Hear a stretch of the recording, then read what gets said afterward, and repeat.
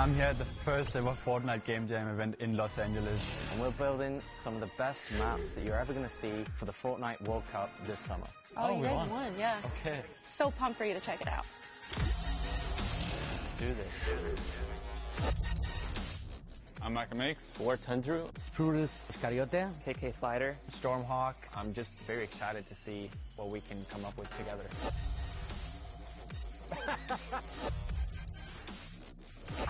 I'm stuck. Yes. The next big thing is to come.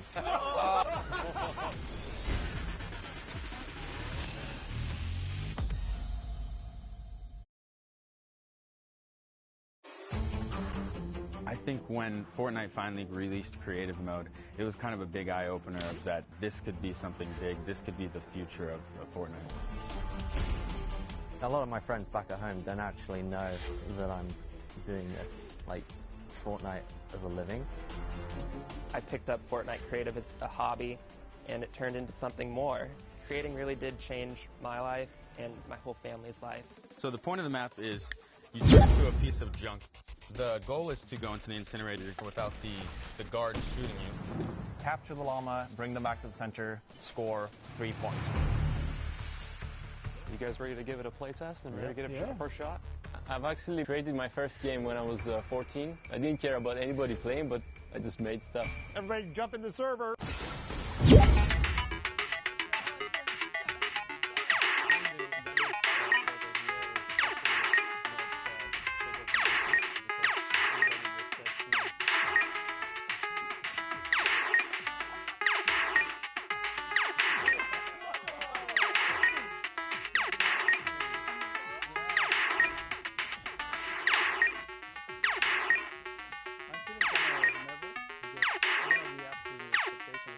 People to enjoy what we make. Well, time to just hear what your feedback is. First of all, I want to say great building designs. They're really inspiring. Like, the designs are amazing. The thing I noticed is some devices, like the bounce pads on the walls, they sometimes feel they have no purpose to be there. I really like the center. The barrier turns off and everyone kind of runs in and then shoots out of this thing. It's been really awesome. Watching your process, seeing how fast you guys do stuff is just... Back at this experience, I don't believe it's real. I feel like it was just a dream I had on a really, really long night.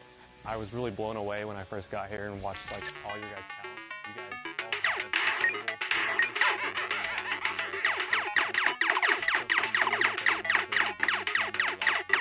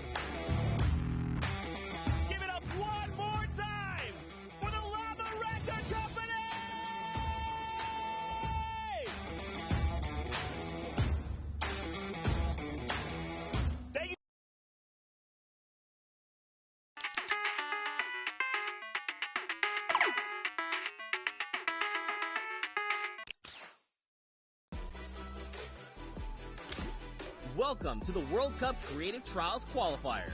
8 different maps were created, hosted by Scissors, Ninja, Lachlan, Gotaga, El Rubius, Tamoya, Hand of Blood, and Achin and Danyan. For the whole world to rise to the occasion in hopes of scoring big. Boy! The top 3 winners from each qualifier won $5,000 and advanced to the Creative World Cup in New York with a $3 million prize pool. There were tons of entries with so many awesome submissions. And how did he even just do that on mobile? Let's go! Close calls and funny moments. You forget who you're watching! Let's dive in and see how they did. Yes! Scissors time trial was a death run. Mind-blowing times were recorded with flawless runs and impressive strategies. Yo, I've not seen that strat ever. That's insane. At the end of the day, they had their top 3 from Scissors time trial. That has got to be the most impressive speedrun I've ever seen on any of my maps. Hi, I'm Tyler H, Zan YT, and Suzu. Just watching someone destroy my map like this makes me feel so happy. Congratulations, everybody. GG's in the chat. And then there was Ninja's trick shot map created by KK Slider and Blue Drive.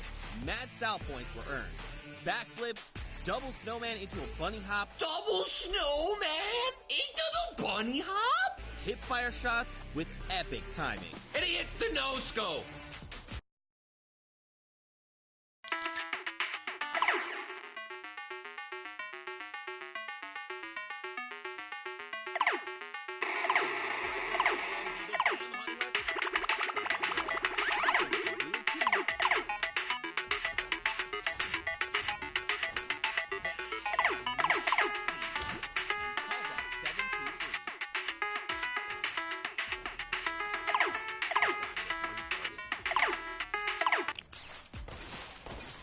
Let's go! Oh my god. We hit like 5 targets. Alright, Taldeck, I see you, bro. Lachlan's Lockie's Landing was created by Wirt Andrew and Dolphin Dom.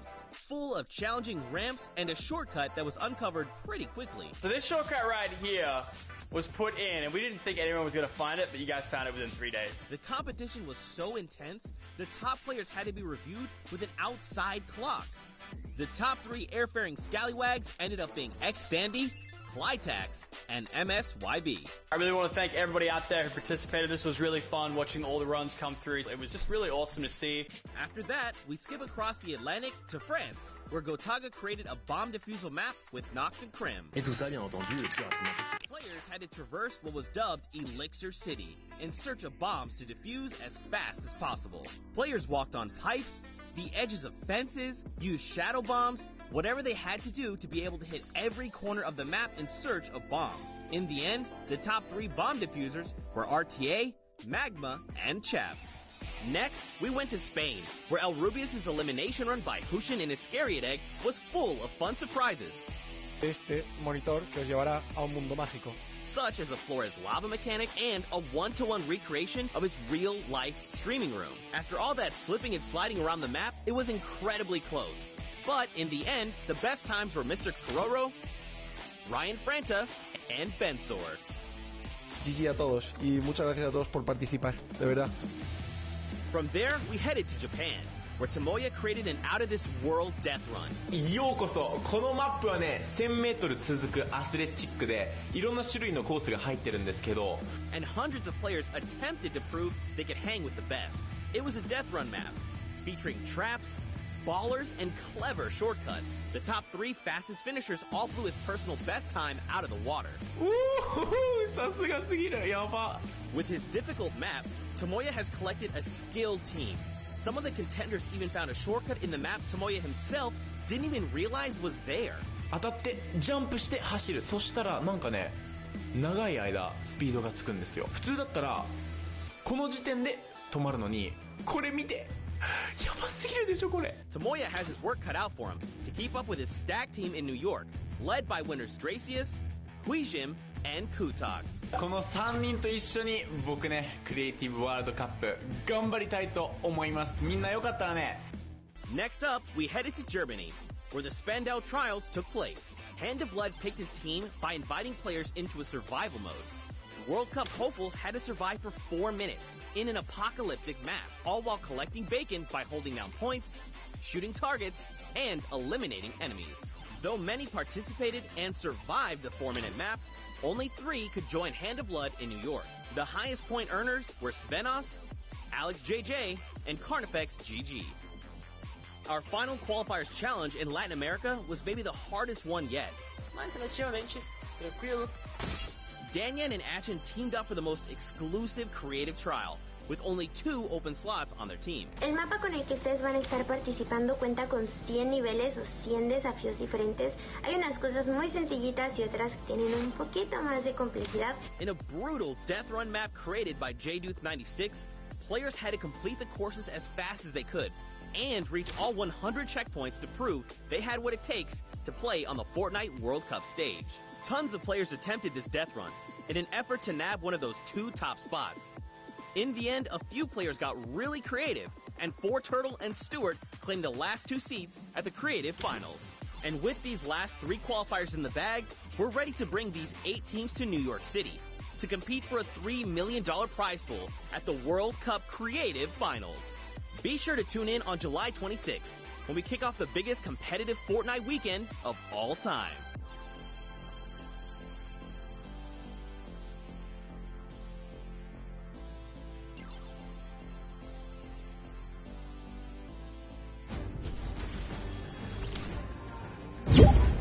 Ladies and gentlemen, Fortnite fans from all around the world, welcome to the Fortnite World Cup Finals. We are here at the USTA, aka the Art.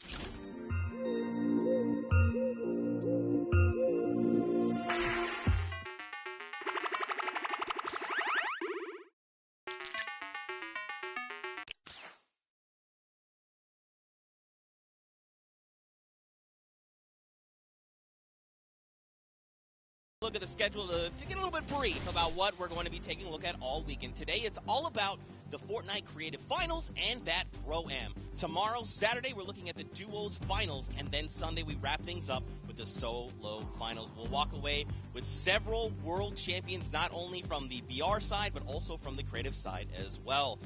Now, I mean, you know, Bala, I can't lie to you. I am over the moon right now. I'm so hyped. The event's here. You can see the fans. You can hear them. And then we're going to go in and watch all the creative action, solos, duos. It's going to be an unbelievable weekend. I can see you bouncing out of your shoes. And we're going to start with the creative mode where people are going to compete for the grand prize of $1 million today. And then later on the Pro-Am. But creative's up first, Zeke. That's right. We have 8 teams of 4. So if you've been watching on Qualifier long, you know there's been 10 weeks of Battle Royale. There's also been 8 weeks of creative qualifiers. 8 team captains have put together a team of fantastic creative individuals going to be coming through and competing and participating in the finals. Now, I think it's time to introduce the teams. Yeah. What do you think? Let's do it. Let's do it, Bala. We have teams getting ready. They are walking in. You can see the first view right now. It is the Funky Fighters. They are led by Tomoya. Team members are Kotu, Hyuzi, and Drakius. Now, Tomoya had built this unbelievable speedrun map. It was absolutely insane, and all 3 of these qualifiers actually found a shortcut in the map that Tomoya himself didn't even know existed, and that's how they snagged the 3 spots.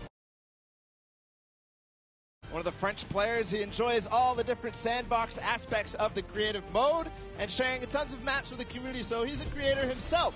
And then Hyuzi, he's from Turkey. All of our teams almost are multinational. This player from Turkey, and then Dracius finally, the Swedish player who completed the map in 3 minutes and 28 seconds. That was the fastest time out of the Funky Fighters. Absolutely insane. Funny enough, we actually got to catch up with Kotu and hear what he had to say about the competition.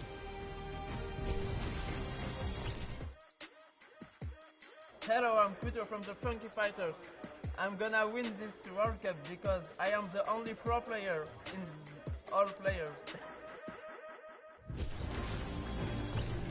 So he's getting ready. We're having a good time. We're going to continue on and welcome the second team to the floor. It's going to be the Chicken Champions led by Rubius from Spain. They competed, as you can see them now on the floor, an elimination run created by Who's HN and Is Carried Egg. The map was another one of these elimination runs where they actually recreated Rubius's room inside. But Rubius, the player from Spain, he held a ton of awesome live streams that broke records, Zeke.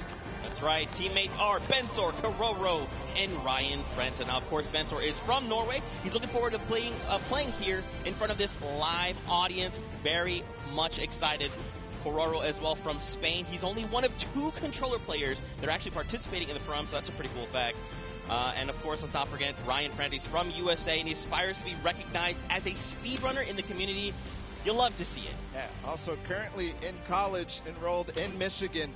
So that's awesome as well. A student doing his homework. Let's see if this team did their homework ahead of the competition. Bensor, what did he say ahead?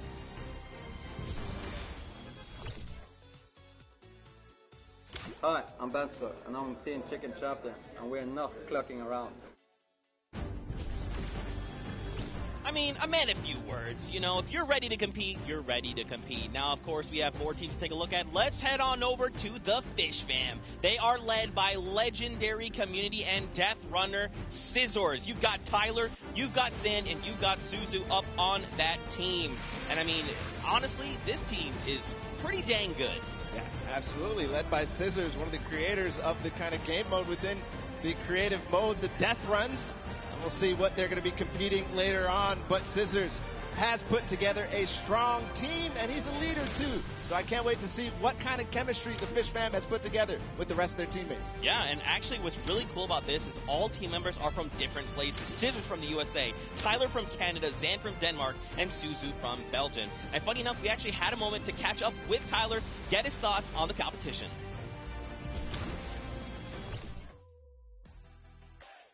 Hi, I'm Tyler H. from Team Fish Fam. My group of players were the first people to qualify for the Creative World Cup, and we got the godfather of death runs himself, Scissors, on our team, so we're definitely going to take this home. There's no competition for us. Some strong words, some confidence coming out there.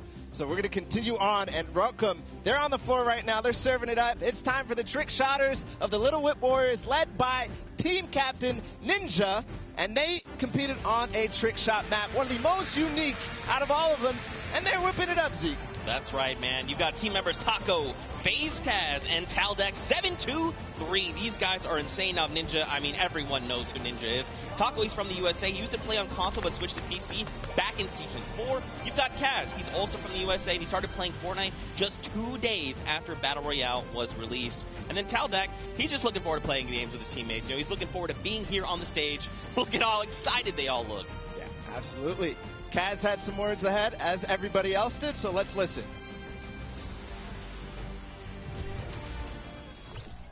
My name's Kaz from Team Little Whip Warriors, and we're the most skilled, the most creative, and honestly, we're just the best.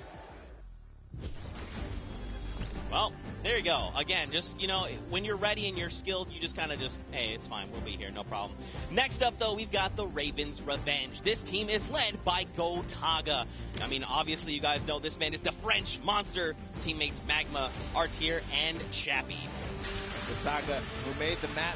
We talked about it. He actually has played in a number of different things, and we just saw Ninja.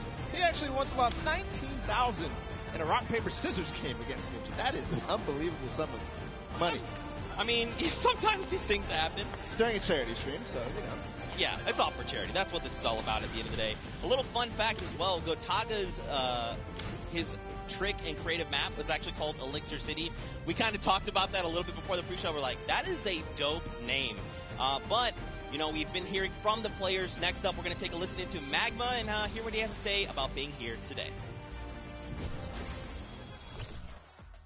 I'm Magma, and my team, Ravens Revenge, is going to do really good in the World Cup, and we're going to smash the rest of the competition because we have the Battle Royale skills, building, death run, we have it all. Awesome. We're going to continue forward because we still have a couple more teams. The Llama Record Company is next, and this has some familiar names for the Fortnite scene. Led by Hand of Blood from Germany, they competed on a 4-minute apocalyptic map where they had to survive, so not really a surprise to see Svenos, Carnifex, and Alex JJ there because there are veterans of the Battle Royale format. That's right, and these guys have been competing, since Summer Skirmish and beyond. These guys are amazing. Svenos has amazing shoe collection. You've got Alex JJ from the UK. He also actually played back in the Summer Skirmish, which is pretty cool. Carnifex out from Italy. And the favorite thing about creative mode is that you can pretty much build completely new custom game modes. You like to see it, man. That's ridiculous and funny you mentioned that about shoes from Svenos, because when I met him in Poland, he actually was wearing these gold shoes. So we'll see it maybe if he can pick up something gold later. But again, no surprise that this team qualified in the survival map. We're going to see if they were spinning any plans up ahead of the game. Let's find out. Hi, this is Svenos. I play for DJ Lamas. We're going to win this one because we have 3 pros on our team and a German that is very intense and aggressive for Spandau.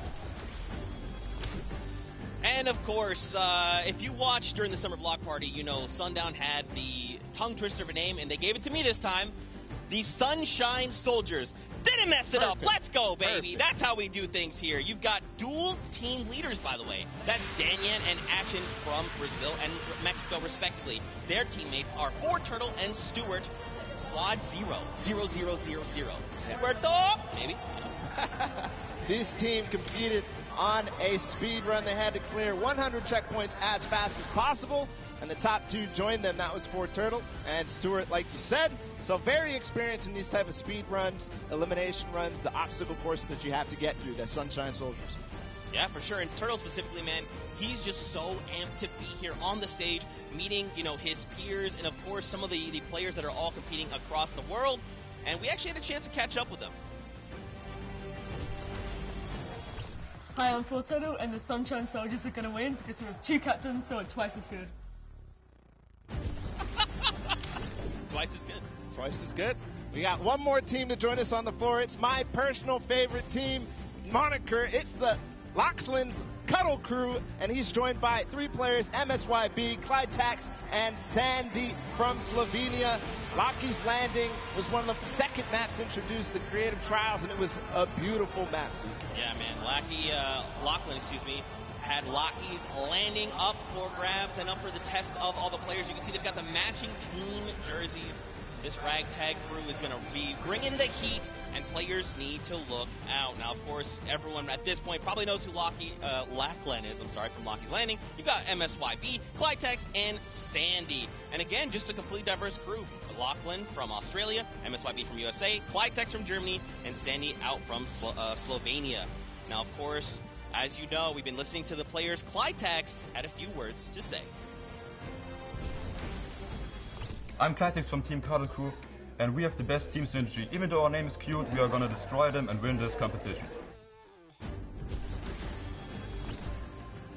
Man, these teams are insane! And of course, creative is always a pleasure to watch. I think we're going to surprise a lot of these players and you guys at home and here in the stadium with what you're going to be seeing. It's going to be a really, really great weekend, and today is going to be amazing. Well, it's like the team captain surprised us with their beautiful maps. I'm excited to see all of them, how they contribute to the game. Lachlan, of course, he did have an opportunity to play at the Creative Showdown in June, so we'll see what he brings to the table, what kind of experience he brings to the table in being involved in that first competitive event in Creative. Yeah, for sure. And of course, for you guys all at home that couldn't make it, we miss you, we love you, but of course, we want to give you guys an outlet to be able to watch the way that you want to. So please, for your viewing experience with real-time stats and different points of view in-game, head to Fortnite.com/watch and choose from this channel a dedicated map channel and 10 rotation options covering a selection of diverse players. We want you to be able to watch the way that you want to watch. Now, of course, Bala, I'm so amped to be here. I could not be more excited. The fact that I'm actually standing still is, I think, a surprise to every single person. And, of course, here's just a few more ways that you guys could watch everything. You've got the first place, the second place feeds there, all 10 feeds for your viewing pleasure. If you want to see someone specifically, tune in to them, see what they're doing, how they're kind of navigating the maps, you can do that. That's absolutely amazing to be able to watch from any POV.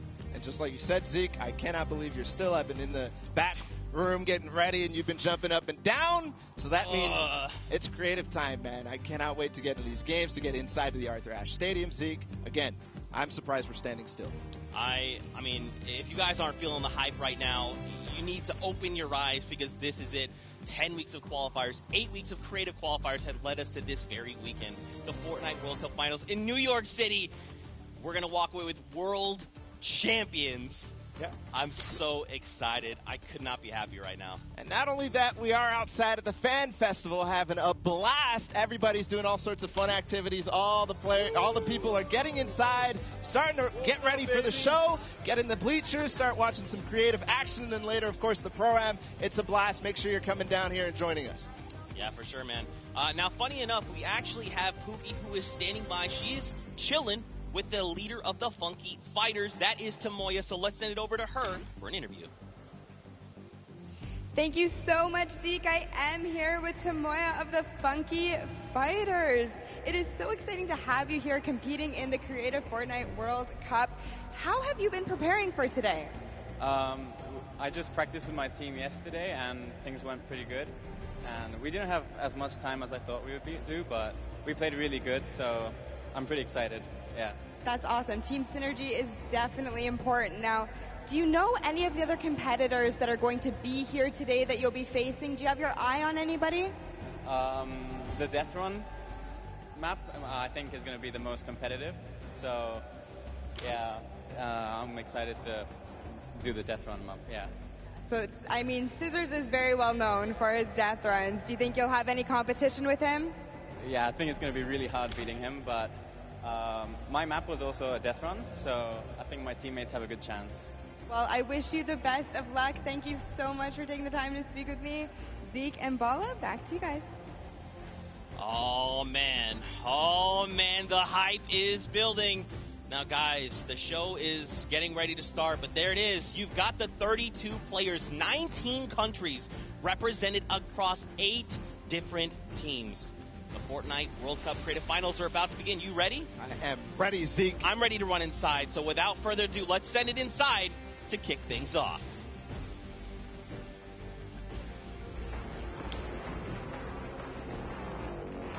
No pain, no gain. No guts, no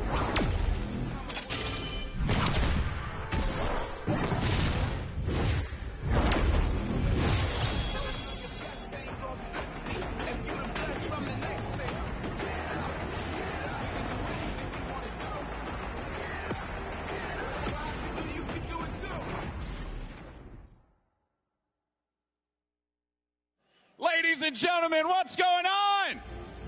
How you feeling today? That's what I like to hear. That's what I like to hear. Welcome everyone to the Arthur Ashe Stadium. I'm Golden Boy, your host, and I couldn't be more happy that you guys are here in my hometown of New York City. It's actually quite nice for me because that means I don't really have to travel that far. It's pretty cool. That being said, we have a lot of cool stuff that's going to be happening here today. Not only do we have the Creative Showdown, but we also have the third Fortnite Pro-Am that's about to go down. It is going to be incredible. You got some of your favorite content creators. They're going to take that stage and battle for your entertainment. Now, you know that we saw a few of the players that were coming out here. We actually have one that you all may recognize standing by with Pookie. Pookie, who you got for me? Thank you so much, Golden Boy. I am up here on the main stage with Ninja. Familiar faces for everyone in the crowd. Let's hear it. How excited are you to be here today at the World Cup Creative Mode? This is something different for you, I'm sure. Yeah. I haven't really done too much creative, but I've been playing a lot with these guys, obviously, the last 48 hours. And, no, I'm really excited. I think we got a really good chance, and we're going to have a lot of fun. Now, tell me a little bit how your team came together. Yeah. I checked out their clips for the trick shots that they submitted, and they were all, they stood out to me. They were special. And it was just an easy choice to pick these 3 guys. And, like I said, we've actually been bonding pretty hard the last 48 hours. So team cohesion is an all-time high. Team cohesion, I love it. We should have named you guys the Ninja Trick Shot Warriors, really. That would have been awesome. But there is a ninja skin kind of in the game. So, we could have had, maybe some of that. That's all good. I like the little whip. I love my little ice cream. And anybody that you're looking forward to facing off against here today? Everyone here, Gotaga, he's my fellow, Red Bull competitor, essentially, and, Scissors because he talks a big game. That's it, yeah. Those 2 guys, I'm looking out for them the most. Well, he does talk a big game. Let's see if he can back it up today. Thank you so much. I wish you all the best of luck.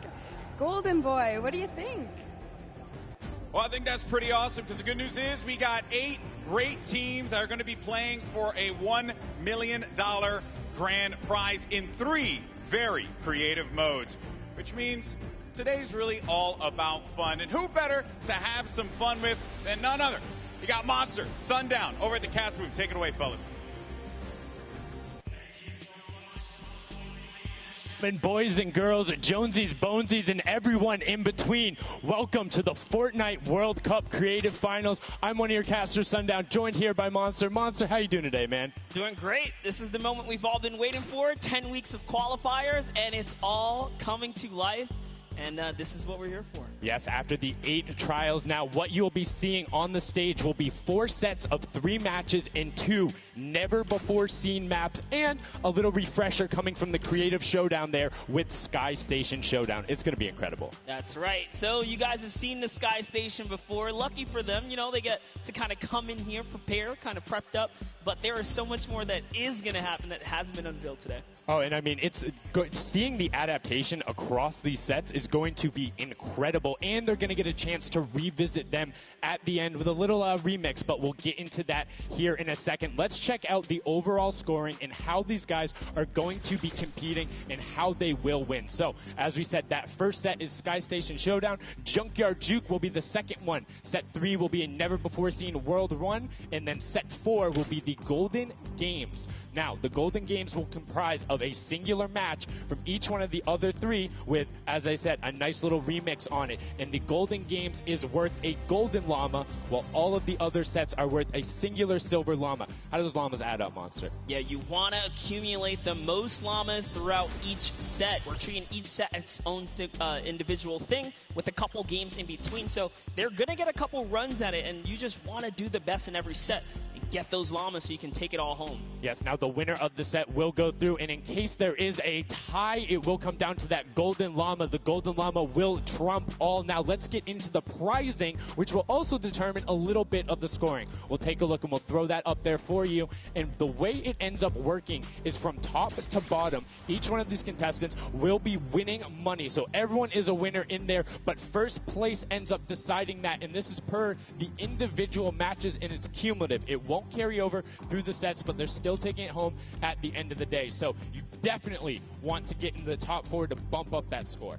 Yeah, that's right, and that is every game. Per match, we have a big winner. Of course, it's going to be divvied out between everyone competing, but come on, with the amount of games that's going on today, this is incredible. Yes, that is across 12 of matches total, so tons of chances to win prizes from all of these guys. Let's take a look at the roster and all of the teams who will be competing and give you guys a quick little overview. You can see Chicken Champions led by El Rubius, Sunshine Soldiers, got that one right too, Zeke, with Danyan and Achin representing as the captains, Funky Fighters with Tomoya, Cuddle Crew represented by Lachlan. But we got to give some love to the Ravens Revenge. You can see them up there, Little Whip Warriors. We already kind of touched base with Ninja. Llama Record, which you talked about a lot coming up into here, and of course the Fish Fam, who's going to be led by Scissors. And these are some of the creative kings. They've been able to go through, run, qualify. A lot of them have had the world run, or not world run experience, excuse me, but in those death runs where they were doing the qualifications, but there are also some combat aspects. So we've seen Sky Station Showdown before.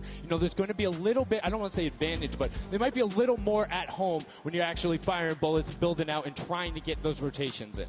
Yeah, I mean, you cannot underestimate any of these teams. These guys grind, and they all play Fortnite. But let's go ahead and take a look at the format here so we can kind of see a run and how they take these victories. So now the VIP will be those creative captains, and they have to be the one in the capture point uncontested to score points. They will get 3 points per second in the initial hills, and then the first team to 1,000 points, or the highest scoring team by the end. And also, the creative captains will be wielding the Infinity Blade. That Infinity Blade will be important because they have to get to the capture points A, B, and C, which will give 3 points a second, and then 7 minutes into the round, point B opens up, where you will get about a lot more, right? 12 points a second. 4 times that is a lot. That is what you want to do. You want to gun for the point B on the map. That's your comeback, or that's your lead taker. Yeah, you can see a lot change when that opens up at 7 minutes, but now we're going to go in an overview. For those of you who are unfamiliar and didn't get to watch it at the summer block party, we got you. Zeke, catch us up.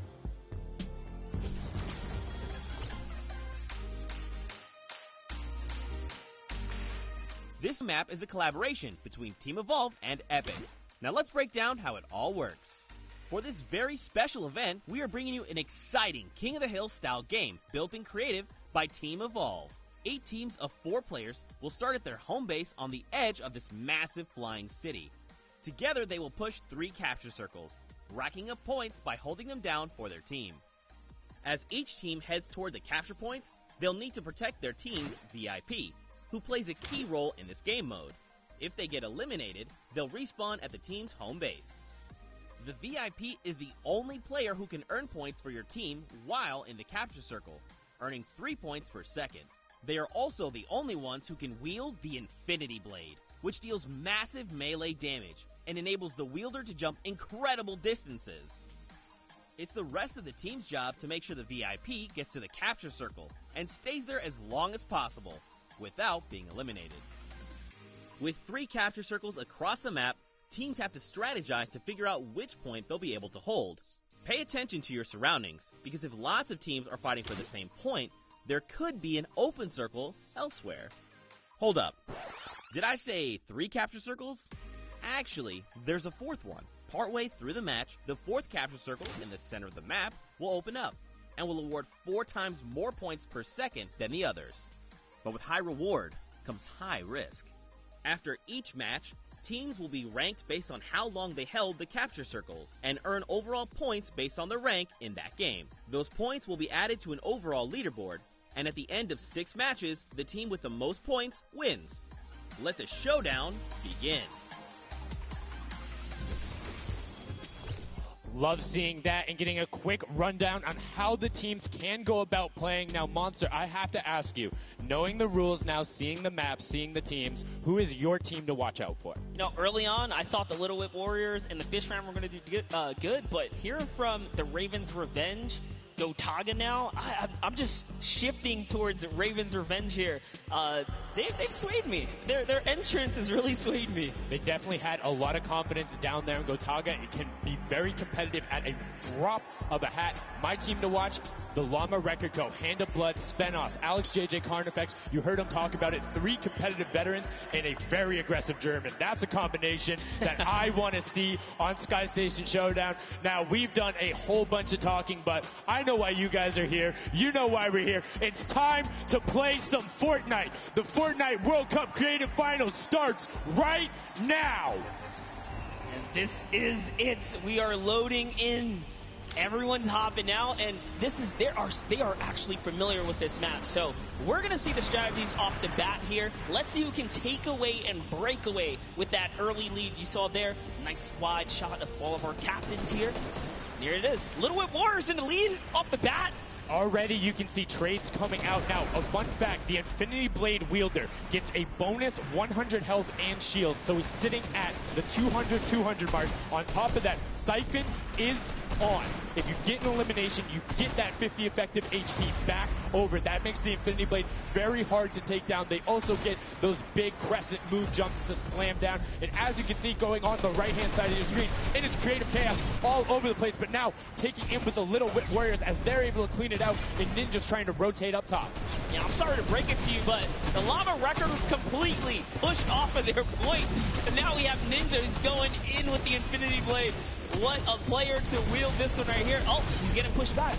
Notice how he doesn't even want to get eliminated. He wants to do as much damage as possible. But is that effective?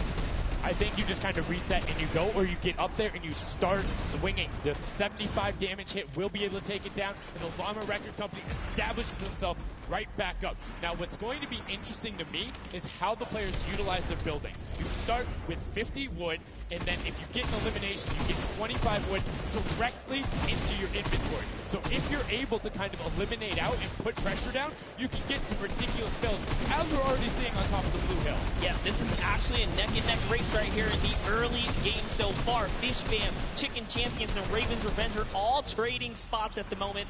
And Sunshine Soldiers comes right on in to wipe that up and get them out of there. And nice job for Stewart. And look at the Cuddle Crew across the way, just now getting their first points because they've been contested the entire time, whereas Llama Record Company has only had one team coming up towards them. Another thing to note, let's talk about the loadouts here, Monster. What are they rocking?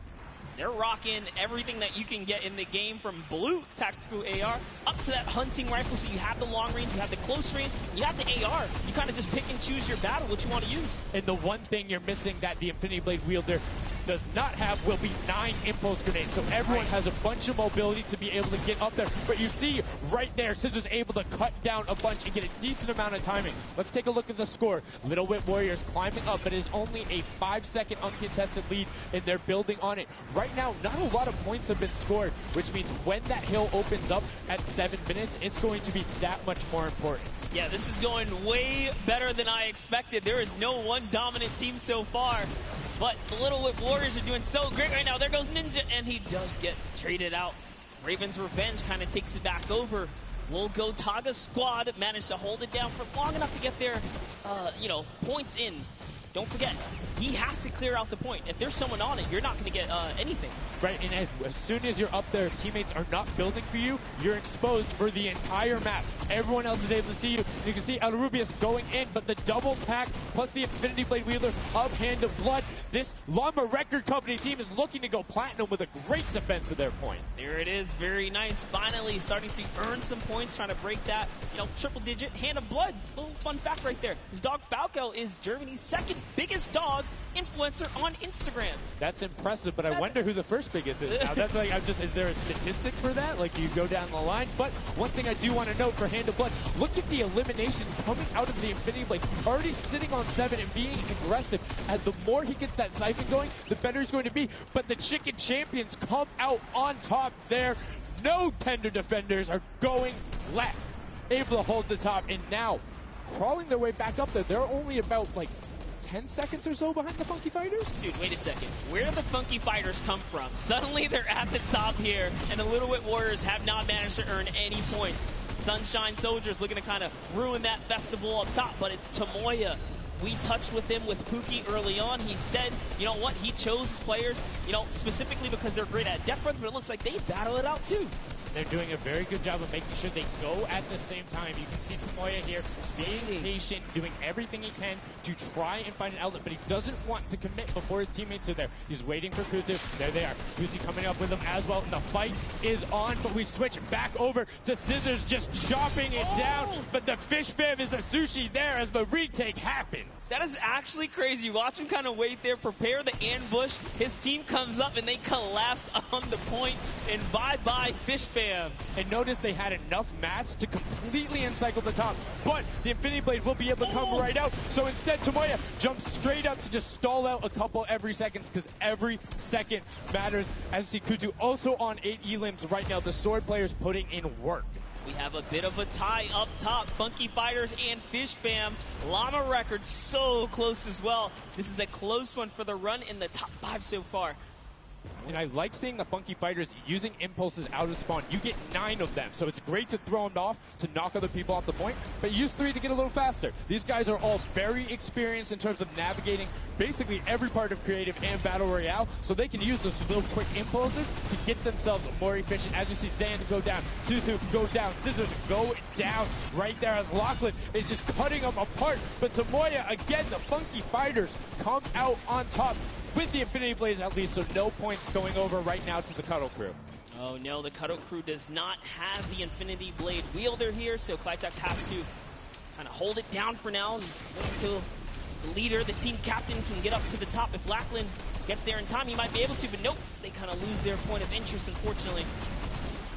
And now Gotaga goes up and goes straight back down, not able to catch himself on the edge, so Raven's Revenge gonna have to wait a little bit before they get points, but have full control, and Gotaga unfortunately breaks some of his teammates' build there with the Infinity Blade. Yeah, you see Chappie. Chappie's from, the USA. His favorite aspect of creative mode is actually 1v1 build fight, so this is why they're doing pretty good right now. And they kind of close it up. Looks like the Cuddle Crew has come back, but the Fish Fam is here to ruin that entire party. Can they shut it down? And Scissors survives just for a bit more. And again, you see every single time the Funky Fighters go up, it is never a solo person. It is always 2, most of the time 3. They get control and then they immediately box up. But while we've been talking about them, let's check in back with the scoring as we're now right around the 3rd mark and a minute out from that 12 point per second circle. And Ninja's team, the Little Whip Warriors, are Little Whipping all over as Tomoya goes up, comes back down, and the Xing Xing was not enough. Cuddle Group takes him down. I actually love that shot. You don't see anyone else really utilizing the dive straight up into the air to kind of disengage off the pressure. Ninja's doing a great job chopping up here. He's already at 8 a limb. Never mind, make that 9. That was Gotaga who went down right there. And they finally get another run at, advancing the lead here. And they are slaying out, too. Yes. You see every single one of them almost to the double-digit marks. But, Taco, hello. That was your head. Yeah, you got to be careful because, hey, if all you're doing is sitting there rifling, that's fine. Somebody's going to take a hunting rifle and make you pay. Lachlan goes up. MSYP is just behind him, and Lachlan is able to take that one over. Kaz is trying to do everything he can, and he does get Lachlan. So good delay coming out from there, but opening up about a 20-second lead. But here we go. 3, 2, 1.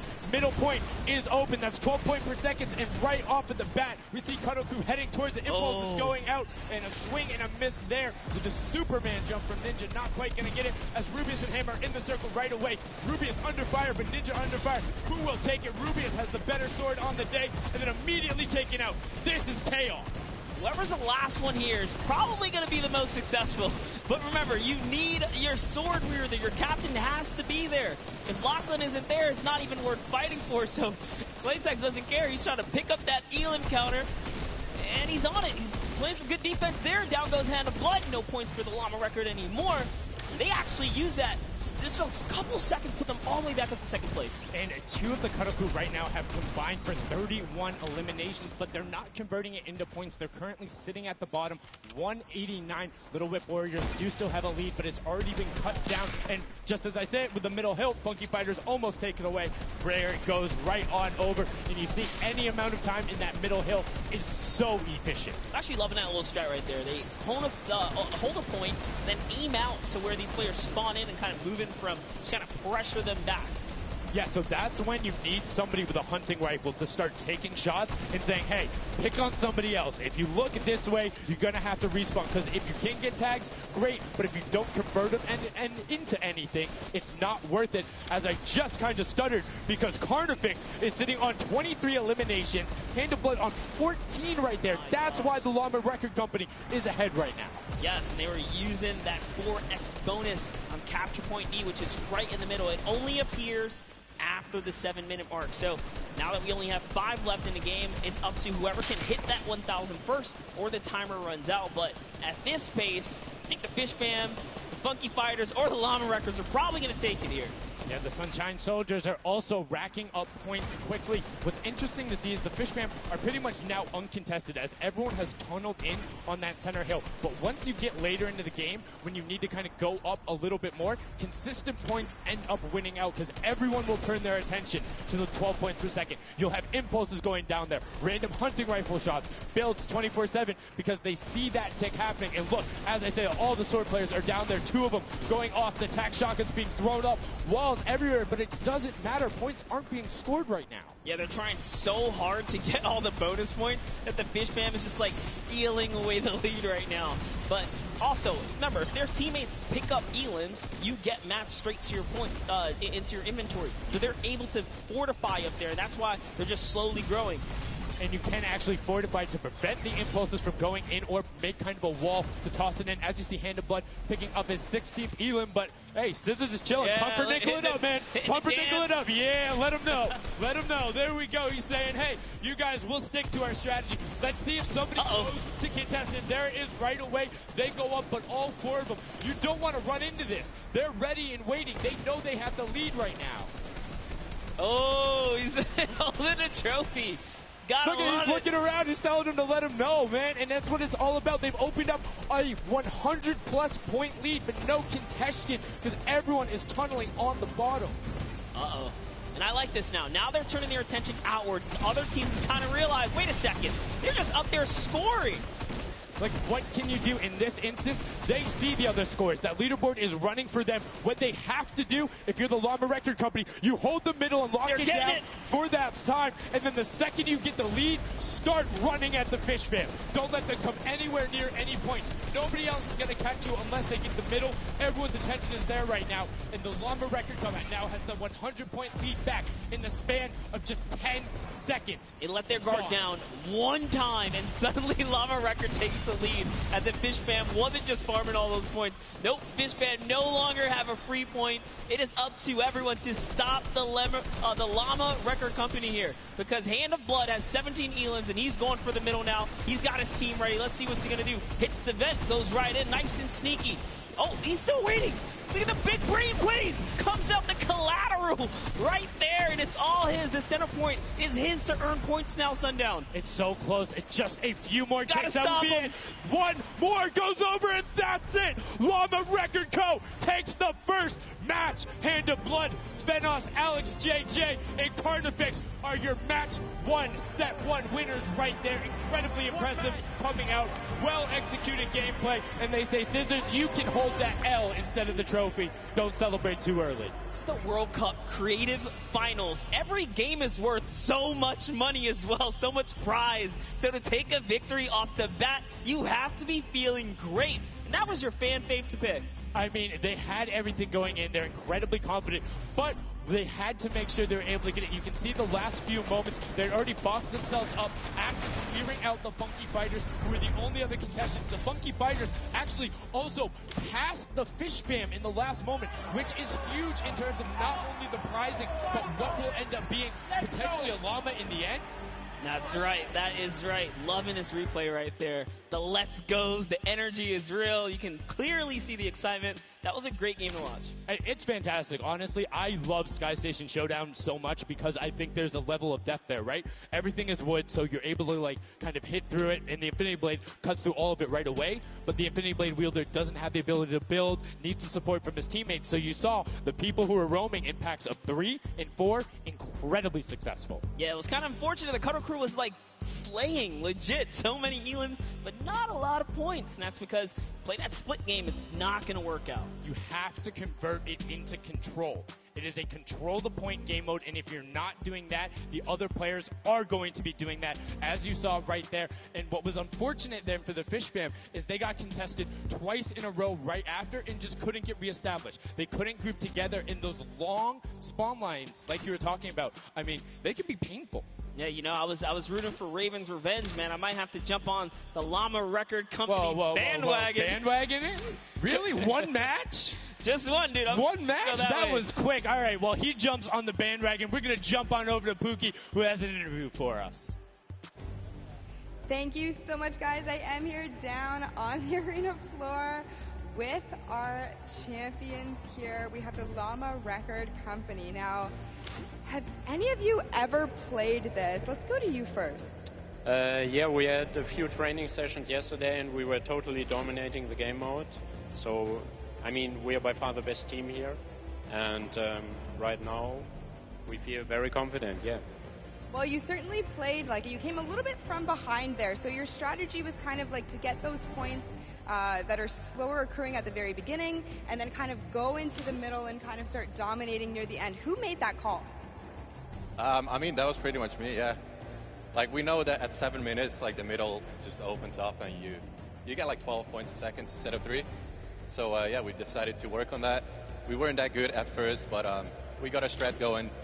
So, yeah, it went pretty good. Speaking of strategy, are you going to carry that into the later games? Are you going to change it up? We're just going to do the same thing.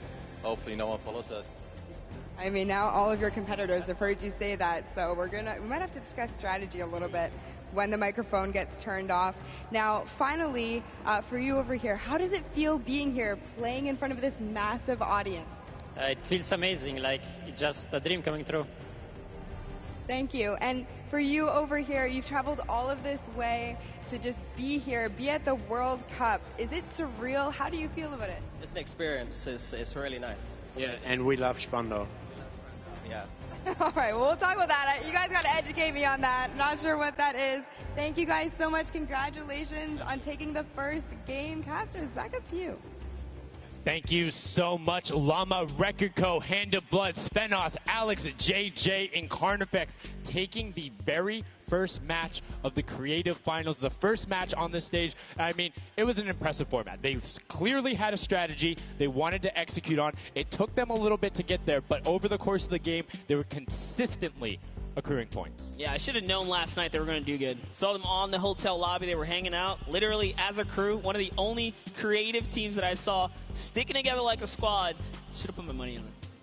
Like I said, bandwagon. It took less than one match in an interview, and he was like, oh, yeah, I'm fully on board. I'm no so problem. convinced. Hey, it's all good. This set has been so exciting. I mean, who are you looking out for? Who can contest them? And what do you think the next step is to shut them down? They say, hey, we have a game plan. We're going to do the same thing. And I agree. If it's not broke, don't fix it. Like, stick to that if you're going to keep winning. But what do the other teams do to now make them uncomfortable? How do you go challenge them? I mean, honestly, we saw a lot of that team play out of the Fish Fam, right? You wait for your Infinity Blade wielder to come up and then get the team to back them up. You have to work together. And remember, when you catch an elimination, you get mats for it so it can help you build. Yes, mats and the health back, but the first match is done. The second match is kicking off right now, and we will have a pretty good idea of where we're going. I'm excited to see if they can repeat, and now the second match is underway, and right away you can see some players sprinting out, some opting to take some hunting rifle shots as Lachlan grabs that Infinity Blade and goes straight up. And you can see you can actually make it to the top if you hit the vent, jump, and then jump again. 2 jumps right away. Fish Fam and chicken contenders. God, awful. Chicken champions. Apologies. Tenders, chicken what? You trying to eat some Tender defender, chicken tenders. I know, my fault. All right, here we are. So this time around, the Sunshine Soldiers actually managed to get some points off the bat. Very good for them, but Little Whip Warriors, same thing we saw before. How to take, a little bit of the first big step here. I mean, Ninja, it knows those jumps. He's able to get around incredibly efficient, up to the top right away. But the early tack fights coming out, Tomoya able to ruin that one there, but then Tyler trades it right back out. And what really is important here is about establishing control as a team. You want to stay together and just get your momentum rolling as Ninja goes up, followed quickly by the Little Whip Warriors. Ninja goes first, gets 1 elim, gets 2 elim as they swarm from both sides. So Ninja was up 2 from the back, 1 from the front. That was a very well coordinated retake. Love how they did that, and now they're all holding it together. Kaz holding on the backside, keeping these players off the ramp. But it's Gotaga squad who's coming up the top here. It's Chappie, and Gotaga dives right on up into it, and doesn't matter. He just gets taken right down. This is what you need to do here. 6 eliminations already coming out from them. Taldock with 1, Kaz on 4, and then 2 for Ninja with the Infinity Blade, as Taldock is immediately spraying down shots, making it just a little bit more difficult. But boom, there come the hunting rifle shots, and Taldock is taking shots as well. Out of builds and needs to back up and use his team there, and Gotaga goes straight up. Oh, they need some builds for their backside because they are getting sniped straight out of that spawn point there. It's Raven's Revenge, who they're just kind of gatekeeping at the moment, right? Look at Chappie's like, dude, I can't even go up right now because the team is up there. It was a good challenge, and he did some damage, but Ninja was all over it. Now already up to 4 elims, opening up a 60-point lead, but have to keep an eye on the other parts of the map as the Chicken Champions are doing their best to hold the top but get pushed out. Kaz finally gets taken down, but 5 elims on his first life there as Ninja challenges Magma. Will he be able to clean that one up? Yes, and he does. But Chappie's on the other side. Slam goes down right away, but now we're over on board with your match 1 winners, the Llama Record Co., and they're already slaying out as well. 12 elims for them, but 0 on Hand of Blood, which is actually efficient, assuming he doesn't need the health. Will have the sword reject going through, but he can't use the builds, right? So yeah, other people need him. He can't build. He also can't get hit right now, so he needs to be careful because he is 1 shot away from getting taken out here. But someone dives right on up. He has to put that pressure down, and it's the Chicken Champion to make a quick end of him. And it's their turn to start accruing points, but no. Chicken Champion leader goes down there. Good attempted defense from Carnifex. Was able to trade out 1, but now we have 2 swords up top. Gotaga and Lachlan just trying to beat each other up, and Gotaga comes out the winner of that one. Other Cuddle Crew team does pick it up there. Just remember, it's 3 points when you're standing in the circle. Uncontested, it has to be the VIP in there. When we hit 7 minutes, there's the 4th circle that is 12 points per second. Yeah, this is definitely very intense for Tomaya here, who again has no health. The Funky Fighters are trying to get that dominant lead they had in that game 1. Can they get it? Ooh, he knows he's on camera there, gives a little bit of a taunt. And uh-oh, is he going to challenge? No, stays back. Says, you know what, points are more important right now. He's just focusing in on the points here. And you can see the Funky Fighters trying to prevent that ramp coming up. It's very efficient to just immediately, as soon as you come out, have 2 team members ramp up into the left or up into the right so you can get up to the first level. However, Infinity Blade will break that in one shot, and you have a ton of rifle ammunition. All of these guys being maxed out on ammo. Let's see here. These are all the spawn points. You can actually see the banners hanging, so you know if you really want to focus in and kind of shut down a team, you totally can. And Llama Lords are not doing great this game. No, and this was the double jump I talked about. Ninja goes straight up. That's the first Elam. He's going to be able to point his camera, go up, and challenge as soon as the team decides, but instead going to save that jump to be more impactful. Raven's Revenge trying to get pushed out right here. Gotaga and crew doing everything they can, but Taldock is going up the back. Chappie gets taken down for Ninja's 8th Elam, and he jukes him out, going straight back up top. Gotaga, does he have the health to take it? First swing comes through, and Ninja goes down. Yeah, he just needed another Elam to put him back in the game. You got to get that siphon bonus. You don't get the heals. It's really rough, even with the Infinity Blade to heal up, because, you know, the heal time is kind of slow. It's very slow. You can see the tick going up there. It's not something that you're going to be able to rely on, particularly when other players are getting the siphon off. If they're the ones trading out the shots, they can quickly change HP, and those are long animations. But look at the challenge. The 3 different teams going up, and now it's just the Fish Fam and the Cutter Crew. Lachlan doing everything he can. Zan goes down, but tries to create a little bit of space, eats the headshot from Suzuhu, and disengages. Cutter Crew finally getting a couple points here. It's been pretty rough for them so far on this map here. You can see this struggle just a bit. The story has definitely been Ninja's supreme dominance so far. He's doing pretty good right here. And even with no health, says, you know what, I'm not going to give away 3 points. Might as well go for it. He was so close. Yeah, you can see him calling out the whites there on the sword, knowing they only need a couple more shots to get it as we switch back on over to the Cuddle Crew, who've established themselves there, but are still struggling to kind of get the points. The first time we're really seeing them all together, but Clyde Tex immediately gets ripped from the spawn. Yeah, Lachlan's team needs to represent. There they are. They're finally starting to score it up. He's got a couple of eliminations. You can see X-Sandy here. 16 Elam, so definitely has some Slayers there. Yeah, they need to figure out their game plan, because they're getting Elams and putting things together. They have solid numbers. They're just not getting the right hill time. Maybe it's go somewhere else. You don't always have to go to the point that's directly in front of you. Go contest someone, or maybe just go mess with somebody at their spawn. Delay them so they don't rotate towards you. Like a number of times, as you said before, you can see where people are spawning. If you want to go deny a team, you can send somebody to deny them. Just know that player is coming back over and over and over with likely more resources than you. Every single time. And look at this. The Little Wit Warriors approaching that 400-point mark. And in just 1 minute, that new point capture D will be unlocked in the center of the map. And while they have a solid lead right now, just under 150 points, that disappears in the blink of an eye. That's about 15 seconds uncontested in that middle hill. That's just how valuable it is. But we saw the shift in gameplay that happened. Everybody tunneled it right away, and then the Fish Fam were able to get back up, but after that, kind of cycled it back in, and the center point became the focus and where the win was taken. And right now, Llama Record Co., you said they were struggling at the start. They're doing fine right now in second place, Monster. They're definitely creeping their way right back up. They're about to hit that 300-point mark there. Here we have Svenos just on the point by himself right now, waiting for Hand of Blood to come on up, hopefully. And again, no surprise, Ninja and his crew has found himself another point. And the way they've angled this build is brilliant, because if you come up the steps, you're pushing into somebody's right hand, and on the other side, you're blocked off, as Ninja then just drops down Stewart 0-0-0-0, and he gets picked up with the alley-oop from Gotaga, as Gotaga comes up with Magma. 1, 2, 3. Ravens out of nowhere, but the Little Whip Warriors don't care. They're cutting down in 3, 2, 1. You can already see MSYB is down there. Alex JJ down there. Carnifex down there. They're trying to set up control right away. Llama Record go, but the impulses are raining from everywhere.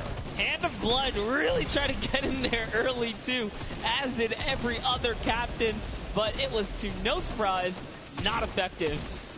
and you can see that the Chicken Champions are committing to the 3 points right now. Little Whip Warriors as well, while contention is happening down in the bottom. No Infinity Blade Wielder is in there, but the steady climb of points coming out of the Chicken Champions is going to be beneficial, but also, just like that, Llama Record Co. is a little bit off the pace. They need to get the center uncontested. However, this game, they have a lot more attention on them. Yeah, but look, Fish Fam's doing the same thing they did last time, just slowly, or actually, sorry, the Chicken Champions have adopted the strategy. Fish Fam are doing it too. You can see they're getting 3 creeping points up. there. So there's 2 teams who are just hanging out up top, no problem. All the other teams are not contesting. Raven's Revenge has control of the of one of the other side. So every hill is occupied and full controlled by a team, not being contested.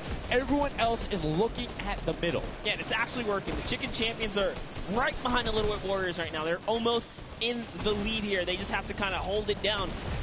Honestly, the Little Whip Warriors have to identify what platform they're on and go take it. Well, this is what happened to them last time. They kind of had a good lead and then stalled out. You need a game plan when the middle platform goes, and you either need to stick to it or, depending on the score, be adaptive. Because right now, Chicken Champions, they're being fine. As long as somebody isn't controlling the middle, they're going to be able to have that lead, and you can send one person to just throw impulses down there over and over, just be annoying from the top.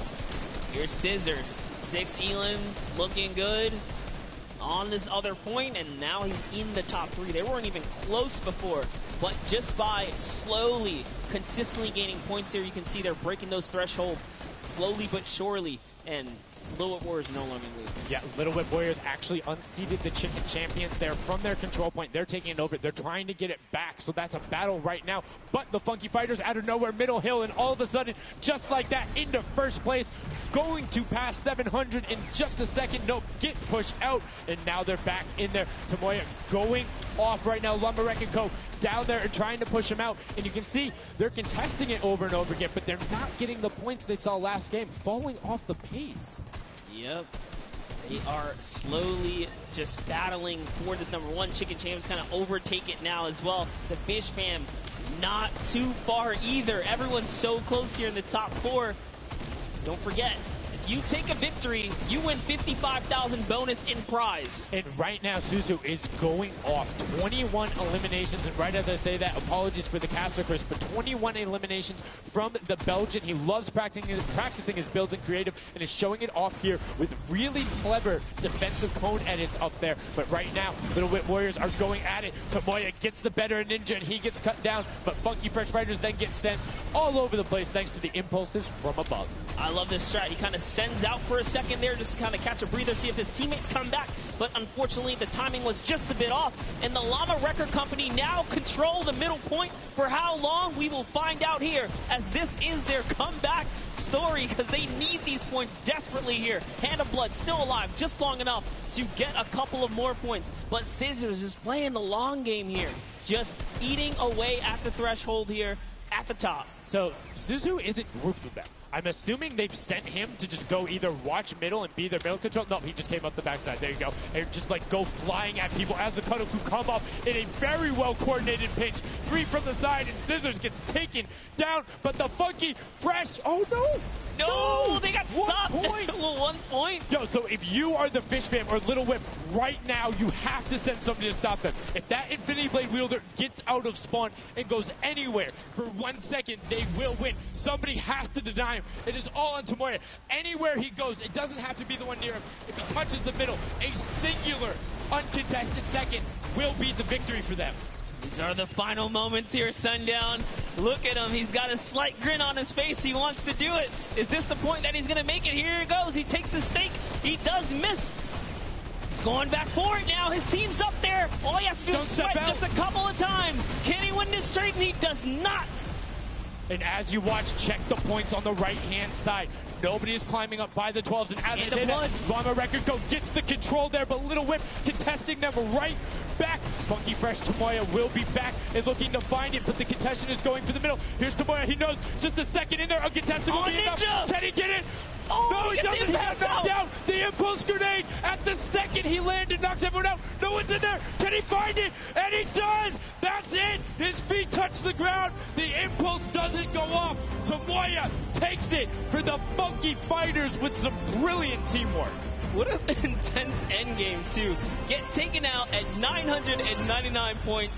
Really, anything can happen in those final moments. I'm telling you, I love the Sky Station Showdown. Can't wait for more people to start playing. And the Funky Fresh Fighter right there celebrating with his team. You can see them just so excited, so happy. Let's take a look at this final replay. Now, again, we talked about it. The impulse is being a great denial tool. Right there as the player goes down, sent back out, goes in, but misses the jump monster. He almost had the flashiest ending ever. Just kind of diving in and wrapping it all up. But it was just good enough. Like you said, he only had to stay there for a bit. And even with the impulse bumping him out, that's it. And I mean, you saw the impulse explosion the second after going off. The team's doing everything they can, but it was not enough to shut down the Funky Fighters. Tomoya, Kutu, Huzi, Dracius, incredibly well done to take the second match of the first set at the Creative Finals. Yeah, you know what? I am a Funky Fighter rooter and supporter now. I'm rooting for them. I can't do it. Okay, just gonna bandwagon right after. Yay, the next team who won, I'm their fan. But no, great performance coming out from them. And it's one thing we talked about, right? The adaptation that happens from match to match. Llama Rekiko was like, oh, we're gonna stick to our game plan. That didn't work out. Yeah, it really didn't in those end game situations. They really just kind of crept up and snuck and took the entire competition. They did, and they were able to make sure that they got time in the middle when Little Whip and that team weren't able to get there. Llama Rekiko and Little Whip were going at it constantly. Funky Fresh were just able to step there. Yep, and that's just kind of how it happens, you know? Now they find themselves one step closer to taking the Silver Llama for this set. Because remember, at the end of the day, these are just the games, but they have to take the entire set now. Now the pressure's on. The pressure is on, but the Funky Fighters have a little bit of pressure off of their shoulders because they know they got that top spot. And we have Pookie standing by on the top deck with the Pooks. What do you got for us? Thank you so much, Sundown. I am down here with our second game winners here. Congratulations, guys, first off and foremost. Now, I got to talk about the moment where you guys were just sitting. You needed 1 point left to win. What was that like? I was really nervous. Like, I was just imagining, like, losing with 1 point would be terrible, so we just tried to get one more point, and we did it. So it was definitely devastating. I was screaming in my seat. I heard all the fans in the audience screaming for you guys as well. So going into the next games, what do you guys think your strategy is going to be? Are you gonna keep doing what you're doing, or going to mix it up a little bit?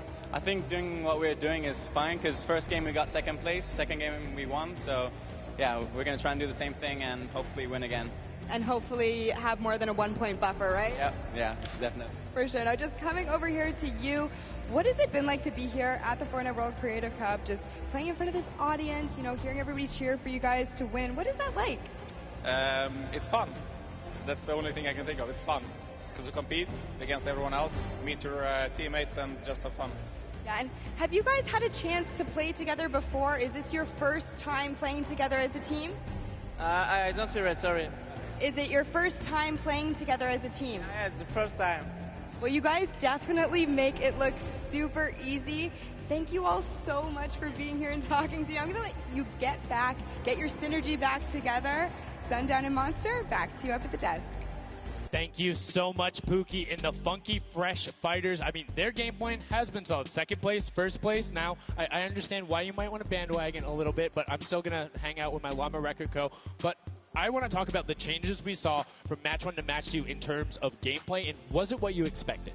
Definitely not what I expected. I thought Gotaga's team was going to come out here and crush it right behind the Fish Fam, but as you can see, huge upsets. Anything can kind of go either which way, and I mean, talk about like kind of beginner's luck or something like that. You just put a team together. They didn't practice. They're just coming out here and wiping players up, so a lot of talented players here at the Creative Finals. I mean, Tomoya talked about it. He was like, hey, when I pick my team, very confident there with their death run ability. Want to see what they do in the elimination race during World Run, but doing incredibly well so far at Sky Station. That's going to be a confidence booster, because if you can get the Silver Llama there and you're confident in your ability on the World Run, you're set.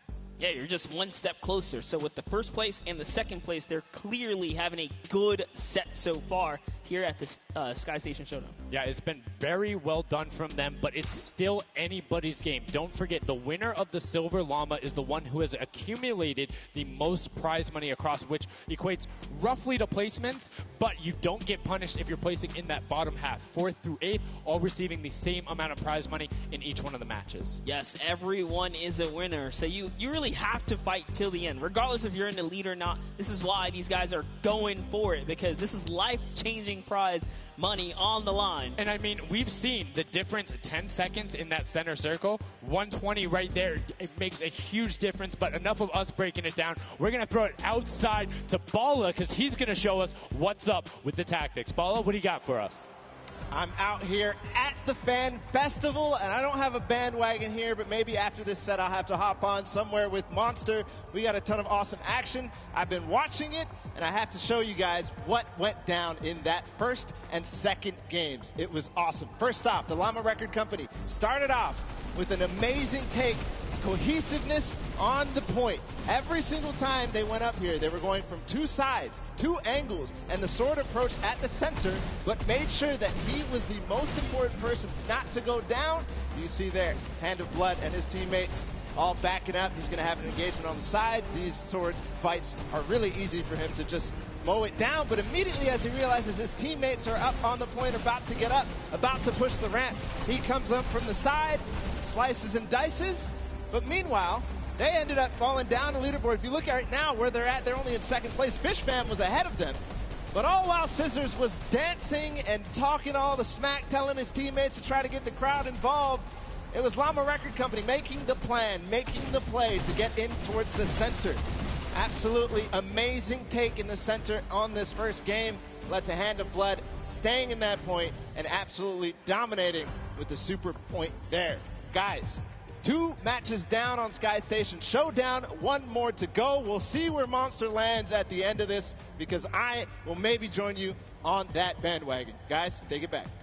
I mean, that's starting to get a little awful crowded, man. Real quick, you guys hopping on those bandwagons. But as you said, there is one more regular Sky Station Showdown match in this set. We will see it again later in the remix version during the Golden Games. And it's been so fun to watch the difference of players, who's able to be very strong with the Infinity Blade, how the pinches end up coming. And now in this third match, it's only going to get better from these guys. Yeah, definitely want to see some more of that kind of team work happening here. And why not just hop right into a game right now, right? Let's go see some more action here, because this last game of the set is loading in right now. Yes, and this will be the final match of this set. Set 1 after this, a Silver Llama will be awarded, and we are in the match. It's Sky Station Showdown. Set 1 about to be over, and here we go.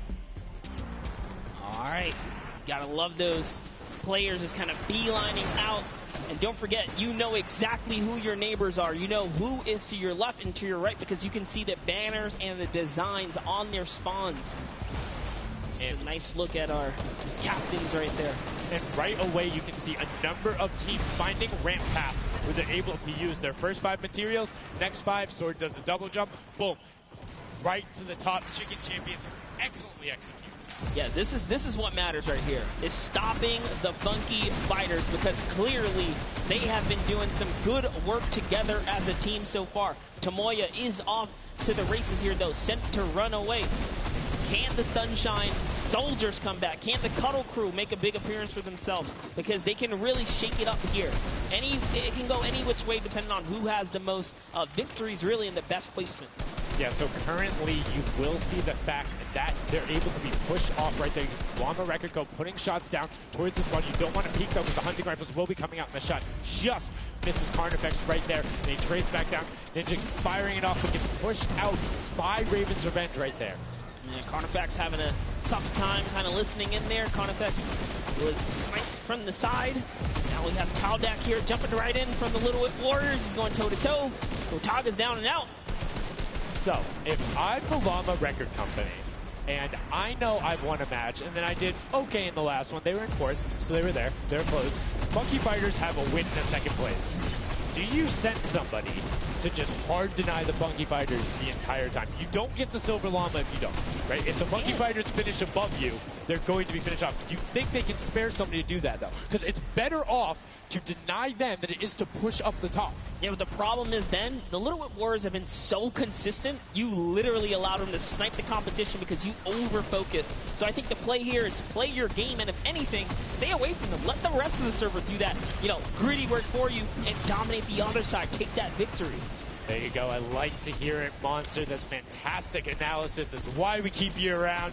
The breakdown and making sure you challenge the initial opinion there as the Ravens Revenge are able to get on the top and in a fantastic spot of control right now, building up a 40-point lead.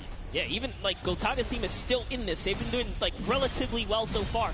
Here it is. He just kind of goes toe-to-toe and Ninja strikes him right down. Oh, but hey, his teammate comes on in. Ravens Revenge. Who is that? Magma comes right up to the top. And give you guys a little fun fact about Magma. He's from Australia. He started playing in Fortnite Season 2. His favorite aspect of creative mode is actually speedrunning. Always finds new ways to kind of play the game.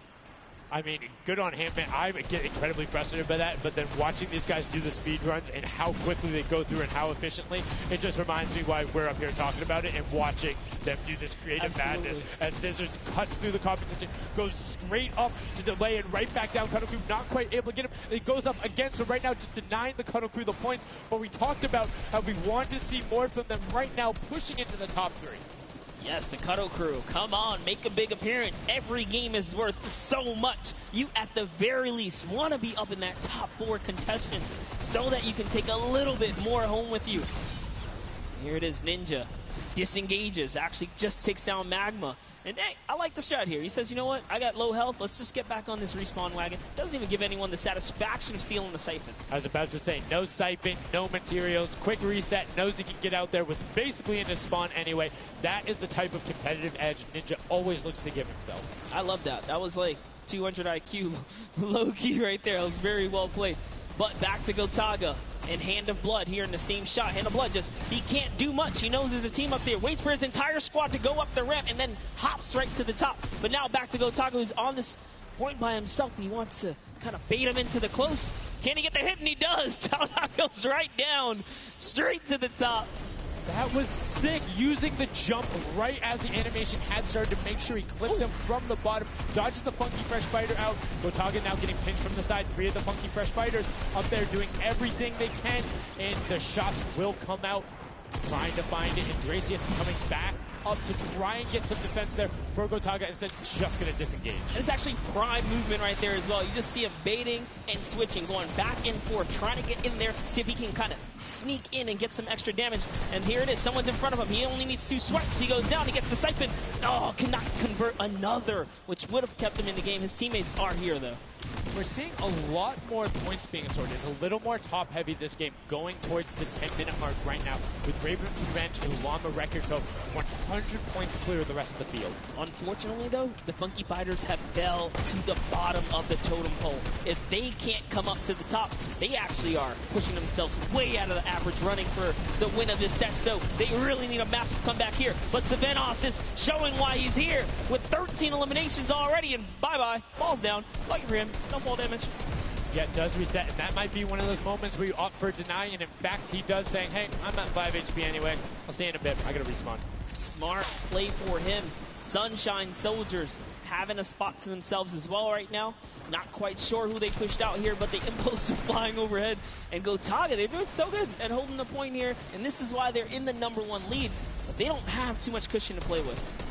No, particularly when 12 points per second on that central point. B is open. Gotaga checking his surroundings. No shots coming through. And RTA actually using the door edit and just a little counter edit to make sure that nobody is able to come up and contest him, and just starts raining shots down towards the Little Whip Warriors. Ravens Revenge making their lives difficult this game, but up comes Ninja. RTA goes down. Chappie goes down. Ninja gets the slam. Gotaga, will he be able to find the last hit? Ninja intelligently backs away and strafes it out. Teammate picks that one up, and they get control. Yeah, I love how he played that, stepping and sidestepping so that he can just stay alive, because it doesn't matter if your team successfully wipes a point. If you don't have your captain there to seal the deal for the points afterwards, then you cannot earn anything from it. Here comes Gotaga. He's throwing himself into the fire, straight into the point there, and he gets taken out. Here it is. Tomaya's team has fallen to last place. Can they make a miraculous comeback here before the 7-minute mark? Maybe kind of get themselves in the running. They're trying their hardest. And I mean, generally we talk about caster curses. It might be like player jinxes going on right now. Everyone's saying, yeah, we're doing well. We're going to stick to our game plan. That just shows you no one is safe here. These guys are evolving, and they're playing a better game after game. Here goes Scissors. He needs one more swipe there, but Clytax wins the small engagement.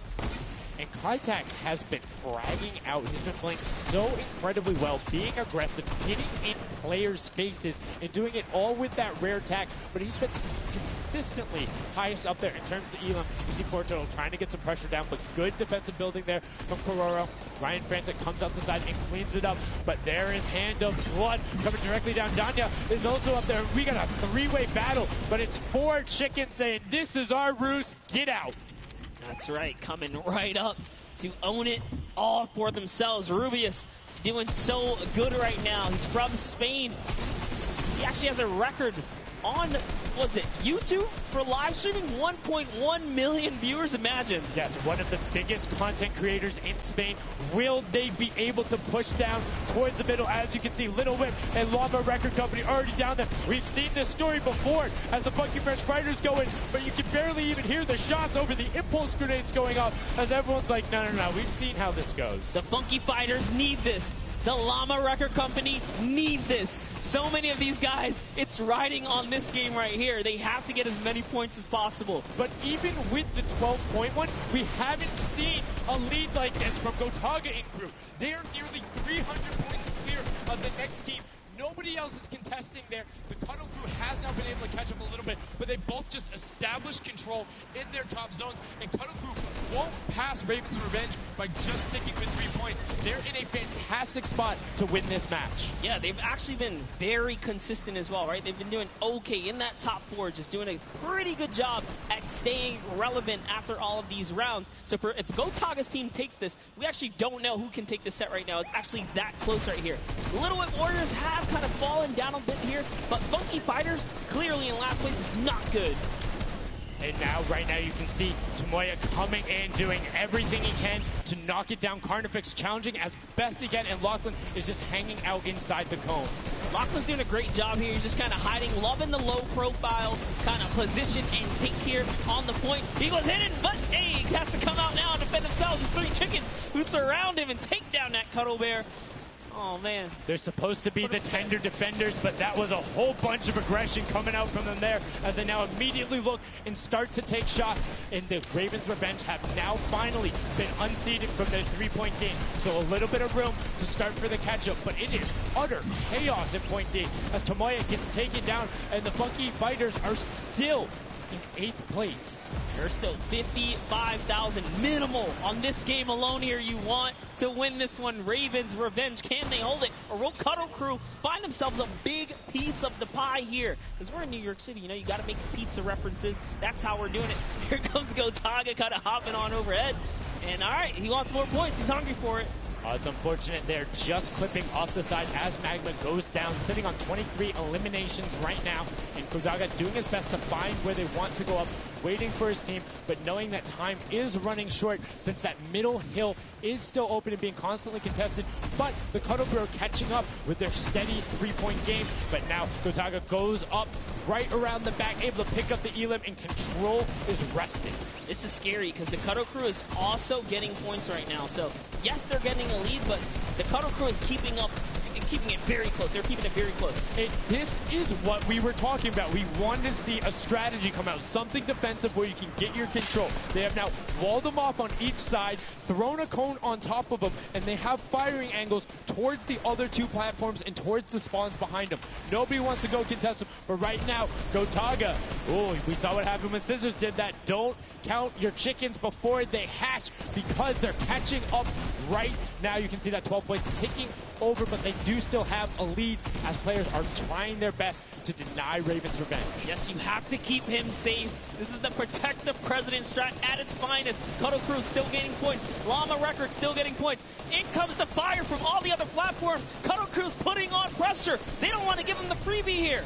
You have to look at Raven's Revenge, though. Everybody is so focused on the middle. Nobody is going and challenging the top team. You know they're over there. You know they're uncontested right now. You have to be putting shots down there. You have to find the tags under Gotaga. There it is. And they got him. They got him. The difference now. Look at the Cuddle Crew climbing up on their consistent 3, but they still have control of the top. They just don't have their sword. It's 2 hops to get up there. That's right, and now Lackland can just sit here. He can just hang out, earn these points.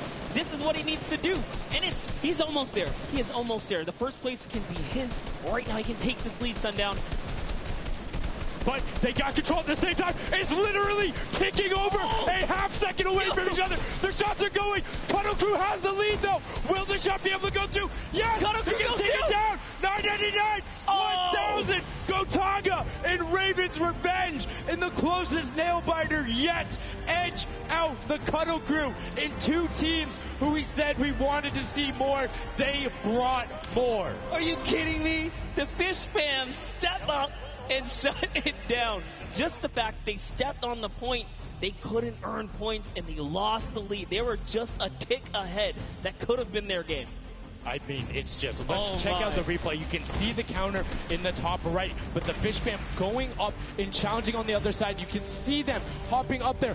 No one was at the Ravens' Revenge as soon as they were there, and the celebration too. You have to be excited when you see that Victory Royale screen pop up when you're up there. I mean, what's it like to win a game on that stage? I have no idea. Those guys do, though. We at some point before the day's over, we really got to recap the other point of a point of view there, because they had it. They were 1 tick ahead. They were there, knocking on the door, 55,000 away from bonus prize on top of this entire competition. It was right there. And it got taken away, and this is why I love Sky Station Showdown. The clutch little moments, the interactions that happen, very similar to Battle Royale, where every single thing that is happening on the map can affect the overall end result of the game, as you see there in Raven's Revenge, closing it out. Gotaga, the competitive veteran, able to clutch it up in the final moments. Magma, Arthier, and Chappie as well, just a great performance out of them, taking the top spot in the final match of the first set.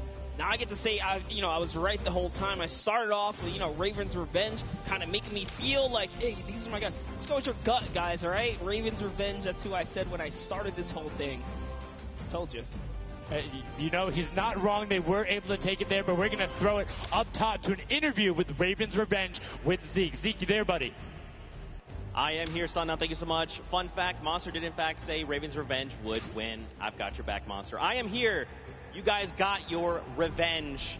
I got to ask, first question to you, Gotaga. How does it feel to be here in the stadium, the fans, the roar, and to be facing off against your peers? Was it what you expected? Honestly, it's crazy, and I have a really strong team. We are learning a lot from our mistakes, and I'm so glad to be here, to be honest. I don't know how to describe it. It's pretty crazy. It's pretty crazy being here. I'm right there with you. All right, so now who's the overall shot caller? Is it Gotaga? Is it you? Who is it? Kind of all 4 of us. We were playing too afraid at first, so we just had to just go in there and just kill them as fast as we could, and then spawn trap. That was our goal. Okay, what's the strategy like? Are you guys, talking through at the beginning? Are you guys waiting for someone else to make a move? Or are you guys like, no, we're going in first? Yeah, we're trying to, really pressure Ninja's team. We're trying to put pressure on that green point. And, we were able to control it over them. They ended up wussing off over to the center. And, we were able to play our game and play what we wanted. Awesome. All right, final question. What do you want to say to all the fans that are here watching, cheering you guys on, and from home? I don't know, it's just incredible. I'm happy that so many people are here. I don't know, just enjoying the show. It's amazing, honestly. Well, congratulations, guys. Now, I believe for now, we're going to send it over to Golden Boy, who is standing by.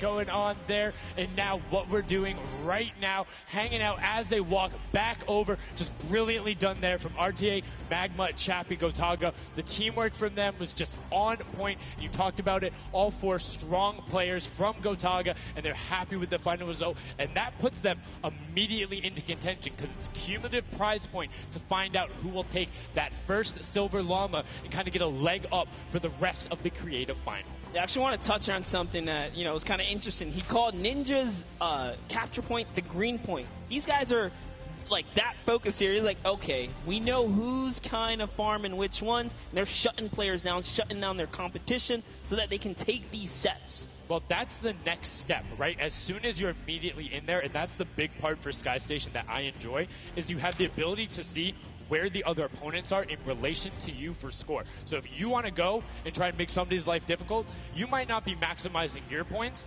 but you can effectively help your team the most by just denying the other guys and being like, hey, you don't get to play this. And occasionally, if you put enough pressure on them, maybe they default to rotating the other way. Maybe they go somewhere longer. Maybe they have to wait and only pushes forward. All of those are advantages you can get by just putting pressure on another team. And there's so many different layers, and I think when we see the remix for this, it's going to get even more exciting. Yeah, don't forget, guys, here and at home, there's a remix version. We have some nice twisted surprise that we will see unfold as the day goes on. That was just our first iteration of this round, and honestly, it was a great set. But that just leaves us with the question, too. The Funky Fighters, they had an amazing opening, right? Second place is great. You get big prize bonus for that.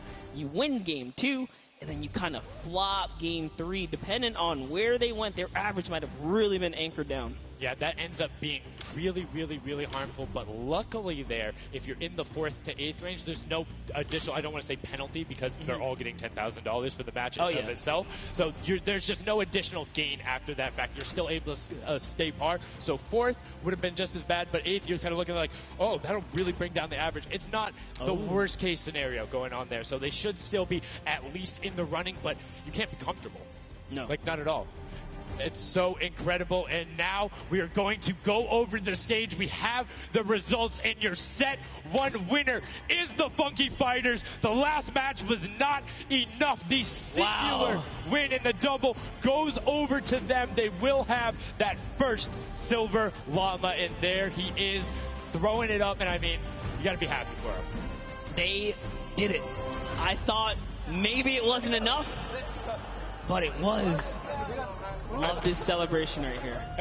You kind of are like, it's a little, I don't want to say like bittersweet there, but it's like, oh, you kind of like get pushed out in the last game, and then boom, you get it. But now the silver llama, but they're happy. They realize, and the big thing, that gives them a leg up for the rest of the competition. If they can win the next match, another team has to win both of them. But such a great job from the Funky Fighters, sticking to their guns, staying with the strategy, getting 2 top 2 place finishes, one of them being a win. I actually love this right here. They're all getting together, showing team harmony. They're clearly happy. They take the first set. That's amazing. They're off to the right start, really. They can get another 1 or 2 of those, and this entire creative finals is theirs. Well, and again, we talked with Tomoya beforehand, and he was like, yeah, we're really confident when we can get in the races. We want to be on that world run. We know we can do there. We have some really good runners. And then they turn around and do that? I was just Showdown? Yeah, I was just going to touch it. I was like, you know what? Yeah, this wasn't even their strong suit, right? He did a death run at some point as when he recruited his people for this creative challenge. So for him to take what might be one of our, toe-to-toe PvP sessions, that's actually crazy. And here's the team standings, Sundown. Yeah, look at the final team standings. So Llama Record Code do just get edged out by $1,500 there. The Funky Fighters, you can see on the right-hand side, have been awarded that silver llama. Rounding it out, you have Raven's Revenge in the top 3, Cuddle Crew and Little Whip Warriors both at 55, sitting in 4th and 5th. Fish Band, Sunshine Soldiers, I almost got that one, 6th and 7th, and then 8th there are the Chicken Champions. But this is set 1 of 4. There's still tons of creative games to be going on. I mean, it's been so good, and like we talked about earlier, we have a never-before-seen map and game mode for you guys. Now, I know we released Prop Hunt. It's something that's kind of similar to that. How many of you guys have played Red Light, Green Light at some point in time, right? You've been there, you've done it. I know, whether it might have been a little while ago. Junkyard Juke is a red light, green light prop hunt version where you will have 2 teams sitting up as guards, 6 teams running. It will rotate through every single one of the rounds, and here you can see how to win. You have to dodge those guards, sprint into the center, and incinerate yourself in order to get those points. There are 4 rounds per match, Monster, and how do they score?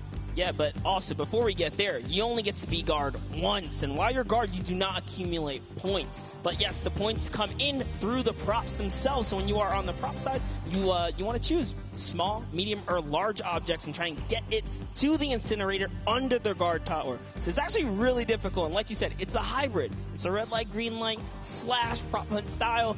This is a pretty tough game mode. We played a fair amount of it. I got my hands on it. This is actually a lot harder than it kind of sounds. So it's something that is just completely different. I don't know how many of you guys have played Prop Hunt. Definitely check it out. It's on the Creative Islands. It's a lot of fun, but this brings an additional aspect to it. The guards are able to have the denial. You're able to plan routes out, and you can have strategies, right? So, hey, maybe I want to run all big props the whole time. Don't give it away. Don't give it away. There's tons of different things. Let's check out the format and see what these guys, how they're going to go through, what the map looks like, and really get an idea of how the game is played.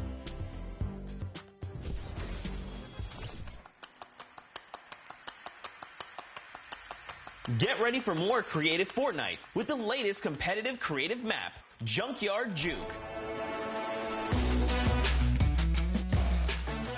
This new game built off the fun of Prop Hunt with a twist. 8 teams will rotate through different roles on the map. 6 teams will transform into props and attempt to make it into the center of the map, while 2 teams of guards try to keep them away. Teams will rotate their roles over the course of 4 rounds, each team getting 1 turn as the guards. Their objective? To defend the incinerator from the other teams, armed only with revolvers and their keen attention to detail. During each round, teams of props will earn points by reaching the incinerator in the central pit. The bigger the prop, the more points. But be careful. Being bigger means you're easier to spot. To keep themselves from getting eliminated, prop teams need to time their movements very carefully. Every few seconds, the guard teams will be blinded for a short time, and the center point turns green, giving the props a chance to rush for the hills, or rather, the pit. Once a prop reaches the goal, they respawn at their home base to start over, running as many props as they can before the match ends. If a player is eliminated, they also respawn at their home base and need to start the trek all over again. After 4 rounds, each team's points from their prop rounds will be combined, and the team with the most points wins the game. So keep an eye out for those moving bushes, crates, and gnomes, and enjoy the Junkyard Juke.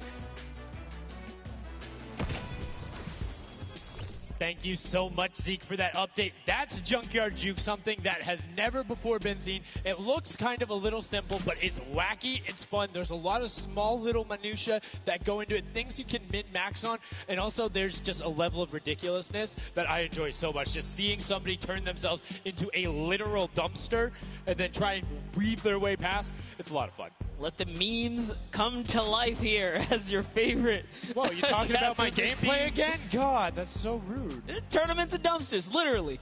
We'll get to see that unfold here as, I gotta say, this is a frustrating game mode. It's very difficult. You guys are gonna see why. It is gonna be tough for some of these guys to bring in those big point objects, and that's just gonna be the name of it. Who can score the most here? Who can score, and how well are you playing defense? How well do you coordinate? Who is watching the right angles? And it's going to be interesting to see. Do they switch up their strategy from game 1 to game 2? Because there's so many different things you can do. But we are about to have the world premiere of Junkyard Juke. We are getting into set number 2. The Funky Fighters have 1 silver llama. Who will get the second? We now are in to set 2, match 1, and right away you can see Chappa, Gotaga, Magma, and RTA of Raven's Revenge, and then the Little Whip Warriors, Ninja, Taco, Taldak, and Maze Kaz taking their shots off. Now, fun fact, the screens are there. You can't see, but you can shoot through them. So don't be afraid to take some shots. I mean, we know the trick shotters will. Yeah, some people are already shooting. They figured that part out. It looks like Chappie hasn't quite yet. He's kind of looking. He's just blind shooting. Oh, there it is. Now he's firing through. He's noticed, hey, these are not ricocheting off of this curtain here. I can fire right on through. So you want to stop them. You want to force stop them. You want to also kind of memorize the map and the lanes.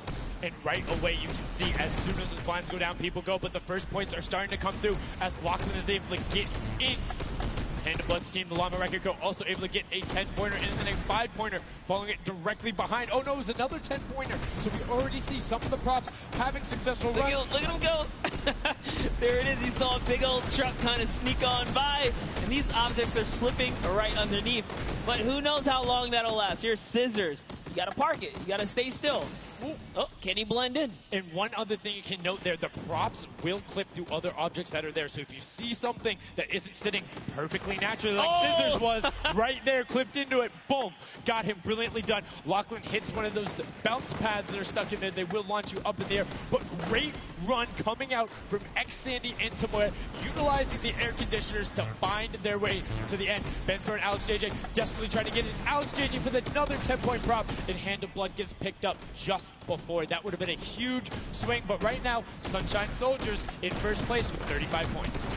They are finding their rhythm here. Sunshine Soldiers taking the lead right now. This is a hard game mode to break free in because you got to think about it. These guards are not playing around. They are shooters, right, at heart.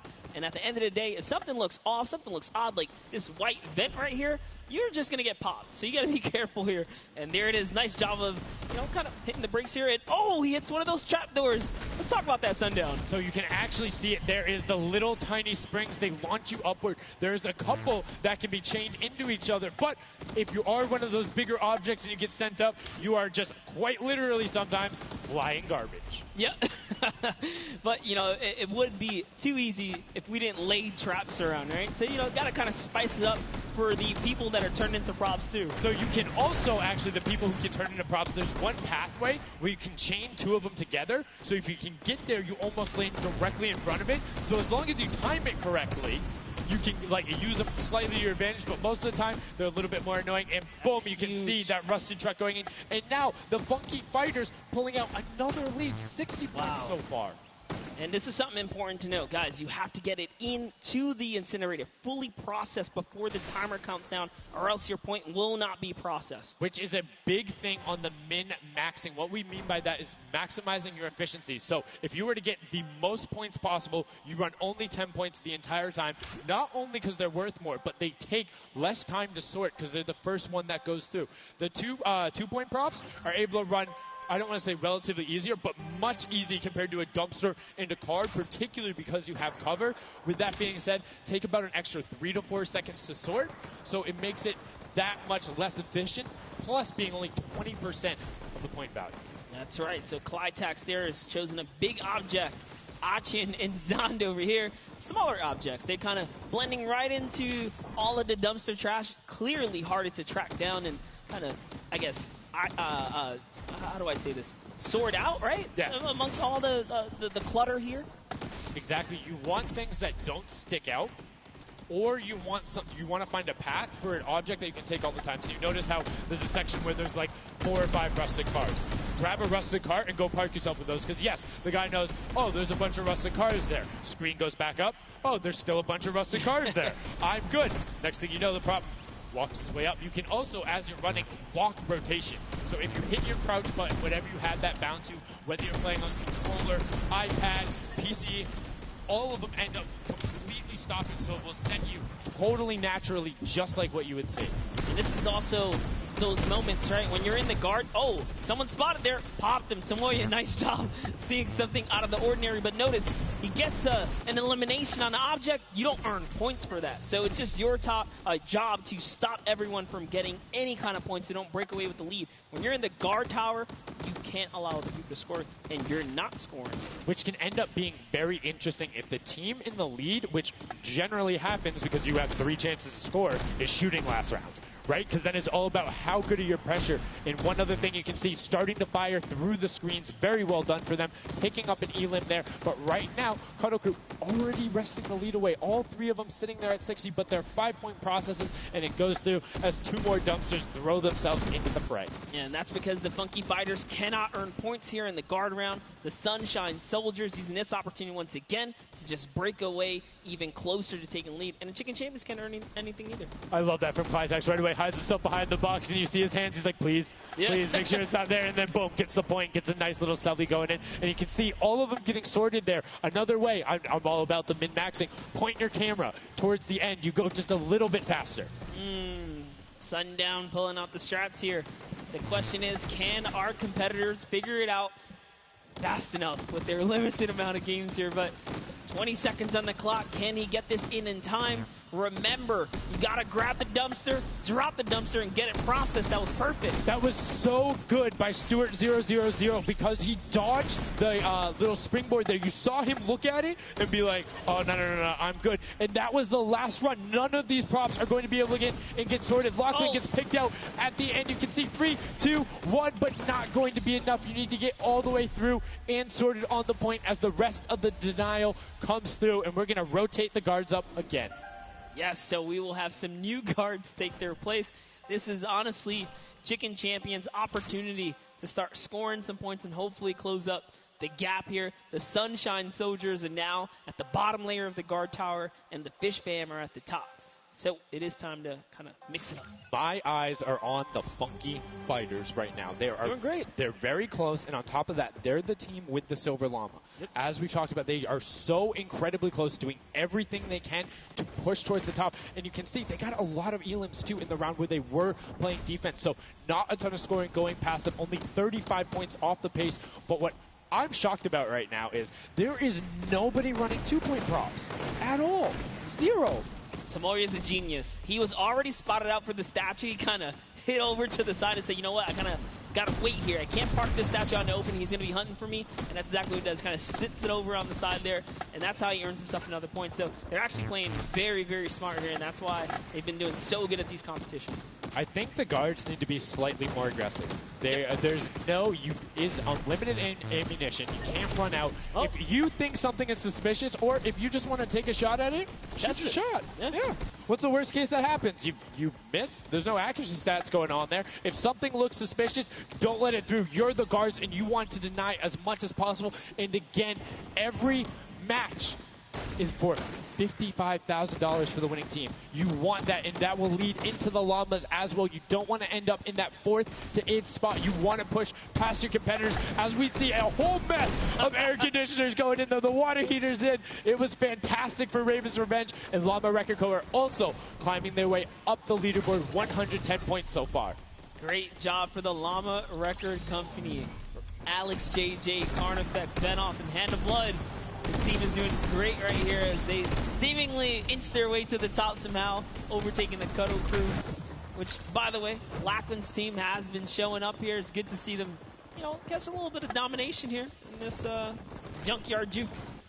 Well, like we said, the creative finals is all about celebrating the different types of creative skills. There's different ways to express that. We have the World Run where it's there. We saw Sky Station Showdown, which shows off building in team tactics. And right now, Prop Hunt is all about min-maxing efficiency, working together, and hitting your shots. Yeah, absolutely, because when you're in that guard tower, you don't have opportunity to miss. You let them score, they're going to break free and break away with the lead. Here's a look at Svenos here, who's that a bullseye, just kind of blending right in. The archery target, there's a lot of them out there, but you need to be careful because they're slightly harder. And come on. Uh-oh. Really? He's floating up really? there. You can see kind of like the look on his face. He's like, there's no way this works. And one other thing to talk about is orientation of your prop. So you notice he actually swapped his camera and pointed in the other direction. Unfortunately, was clipping into the trash bag there. But if you're running forward, your prop faces backwards. So you need to run and then turn, settle yourself. That's the best way. Or you orient yourself around the stuff that's near you. Because if you're facing in a totally random direction, that'll earn a bullet in most circumstances. I love how aggressive they were at the final moments. The clock was You got to go. Yeah, the clock was ticking. They're like, you know what, we got to get in here. But that was round 3 of 4 for this first game right here. And, it's kind of going either which way. So if you've already had your shot at the guard tower, you're safe. You're good. You can keep getting points. But if this is your last opportunity, if you're in a guard tower, that's all the points you got. That's it. They have to hold strong. So this is where it really comes into mind who is running, who is in the tower, and what does the scoreboard look like. So right now we can see right away Llama Record Co. is up there, and I believe it's with, I didn't see who that other team was. When we pan back over, we'll call that out. But Llama Record Co. is in first right now, and I think Cuddle Crew is with them as well. So it's typical that the top two would be up there, and it is. The top two teams are in the guard tower. So right now, everyone needs to unseat them. Otherwise, they will take this first match of set 2. I'll be honest with you, it's a pretty big lead. That's a substantial lead. Whoever is left in the game, the Sunshine Soldiers, Funky Fighters, Chicken Champions, you got to bring these big items through and do it successfully with the limited time left in this round right here, because if not, it's going to be hard to catch up to that 150. We're starting to see a little bit more consistency right there. And look at Svenos shooting. He's just shooting everything. He's not worried in terms of going through there. Does hit one elim, fires the shots off going through, trying to look at just anything that he thinks doesn't look normal. Anything that maybe not have been there before. I think one of my favorite things, watching him just shoot the boxes like, what's that? Was that there? Was that there? Was that there? Was that there? He's just taking his shots. That's exactly what you got to do here if you want to hold this lead here. And that's why they're dominating. You can see the no hesitation really coming out of them, and that's why they have the lead right now. And it's great. It's great that they're hitting his shots. It's great that Svenos is holding it down. But the Funky Fighters, we talked about it, eyes on them, already up to 120. One more 10-point prop will put them past. And unfortunately for Ninja there, does get hit on the springboard, but gets in anyway, so just a little bit of time loss. A great shot from Lachlan. My lord, I barely even saw that. Four Turtle from Australia hit a springboard, and Lachlan shut that down. His fellow Australian brother right there. Very nicely done. You don't want to hit those springboards, man. And now you can see 125 from the Funky Fighters. They're doing everything they can to overtake. They want this match victory. They want to keep the momentum rolling. But the Cuddle Group is doing a great job of picking up targets and running their timeout. Getting some both right as they get out of spawn and before they're about to score, which the waste of time is even that much more efficient, but unfortunately not finding anything there. Yeah, Lachlan is really not timing his kind of rotations and reloads properly. Notice he's not also utilizing the shooting through the curtain factor there. He's kind of holding himself back. That's why you saw him with a couple elims right there. But you got to put that pressure down, lock down these lanes so that they don't just get like free rotations through, right? And again, we talked about it a little bit. I'm very surprised nobody is consistently running 2-point props. You can get them in close to every run if you pick the right path and you take the covered angles. It's very difficult to stop them, particularly with the smaller hitbox. But so far, we've only seen 2 scored. Yeah, and I like that. Cuddle Crew right there, 130 points. This is their time. Cuddle Crew still doing really good defense right here. Oh no, but you know, Cass's curse. I feel so bad. Chicken Champion comes up out of nowhere, takes that one right away. Able to get him there, and now the Funky Fighters 5 points out. Anything going in will be enough, and the time ticks over. They didn't get it in there. Oh! Did they get it in there? They might have got the 5-point right at the end, but no, wasn't enough. Llama Record Co. on the defense says, lock it up. We good. Brilliantly done from them. And that's what I'm talking about. When you're sitting there on defense, you know exactly how long you need to keep them out. Exactly what you need to do in order to take the victory. And no surprise there, the guys who are all about that apocalypse game mode during the creative trials, able to take home the very first match ever on Junkyard Juke. That was well played. Valiant effort for everyone that participated in that run right there. And it was a close one. 150 points to the contender having 145. Just 1 point. One small radiator. And this is what I'm talking about, where if you had one person who is running just 2-point props there and got their successful runs at the end, they would have it. That's 3 successful runs. That takes about a minute, and you could have collected it. So go ahead. Nobody opted to do it. Maybe some of these guys need a little help here. Let's redo this. What would you suggest here, Sundown? I don't want to say suggest, but I had an opportunity to play a decent amount of it. I'm a big fan of kind of adjusting based off of the scoreline. So if you're seeing you're able to consistently keep running 2-point props, get the guaranteed points. If somebody's playing really good defense and you're not getting 10-point props in, you need to pivot away from that strategy.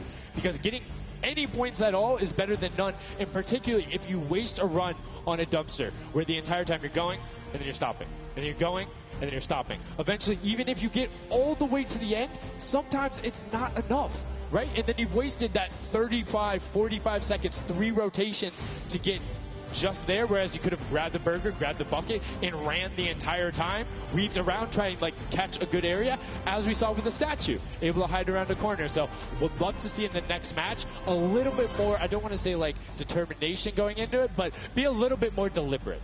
That's right, but let's go on and hear from some of the deliberate actions over with Zeke, down with our winners. What's up, guys? I'm hanging out with the Llama Record Company. They took away the prop hunt 5-point lead. You guys locked it up at the very end. And Blood, I'm going to start with you. And one person I want to call out specifically is this man right here, Svenos. Very tall, tallest man on the planet. It feels like this guy's a very good pick for your team. And I want to know why him, and then also why you picked these other two.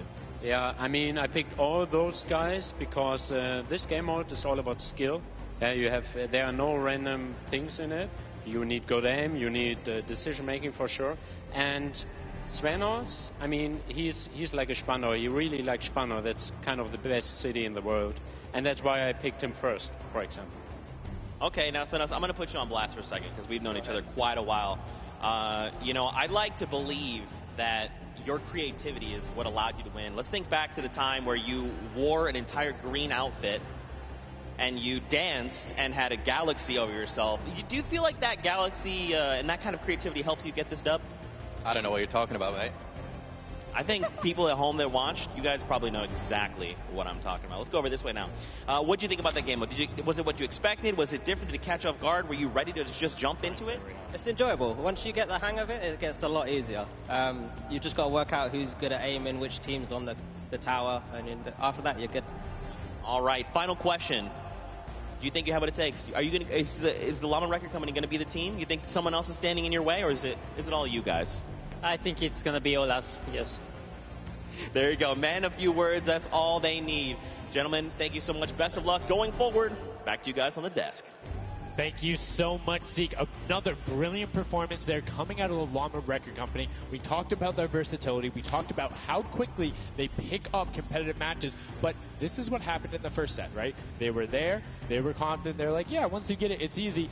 And then all the other teams immediately caught up. So it'll be very interesting to see if that same story from set 1 is what's happening in set 2. Yep, that's right. Alex up there said it best. He had the confidence. He felt good in those final moments. Once you figure out his game, you just work. If somebody is hitting all their shots, you need to take it. Because, again, we talked about that. If you waste all the time to run through and the guy hits a lucky, or I don't want to say lucky blind fire, but a consistent blind fire through there, don't keep running that way. But like we said, this is the first time seeing the Junkyard Juke mode, and we talked about the prop hunt mode earlier, but you can play it live right now in-game. There's an LTM that's available only for this weekend. Let's check it out.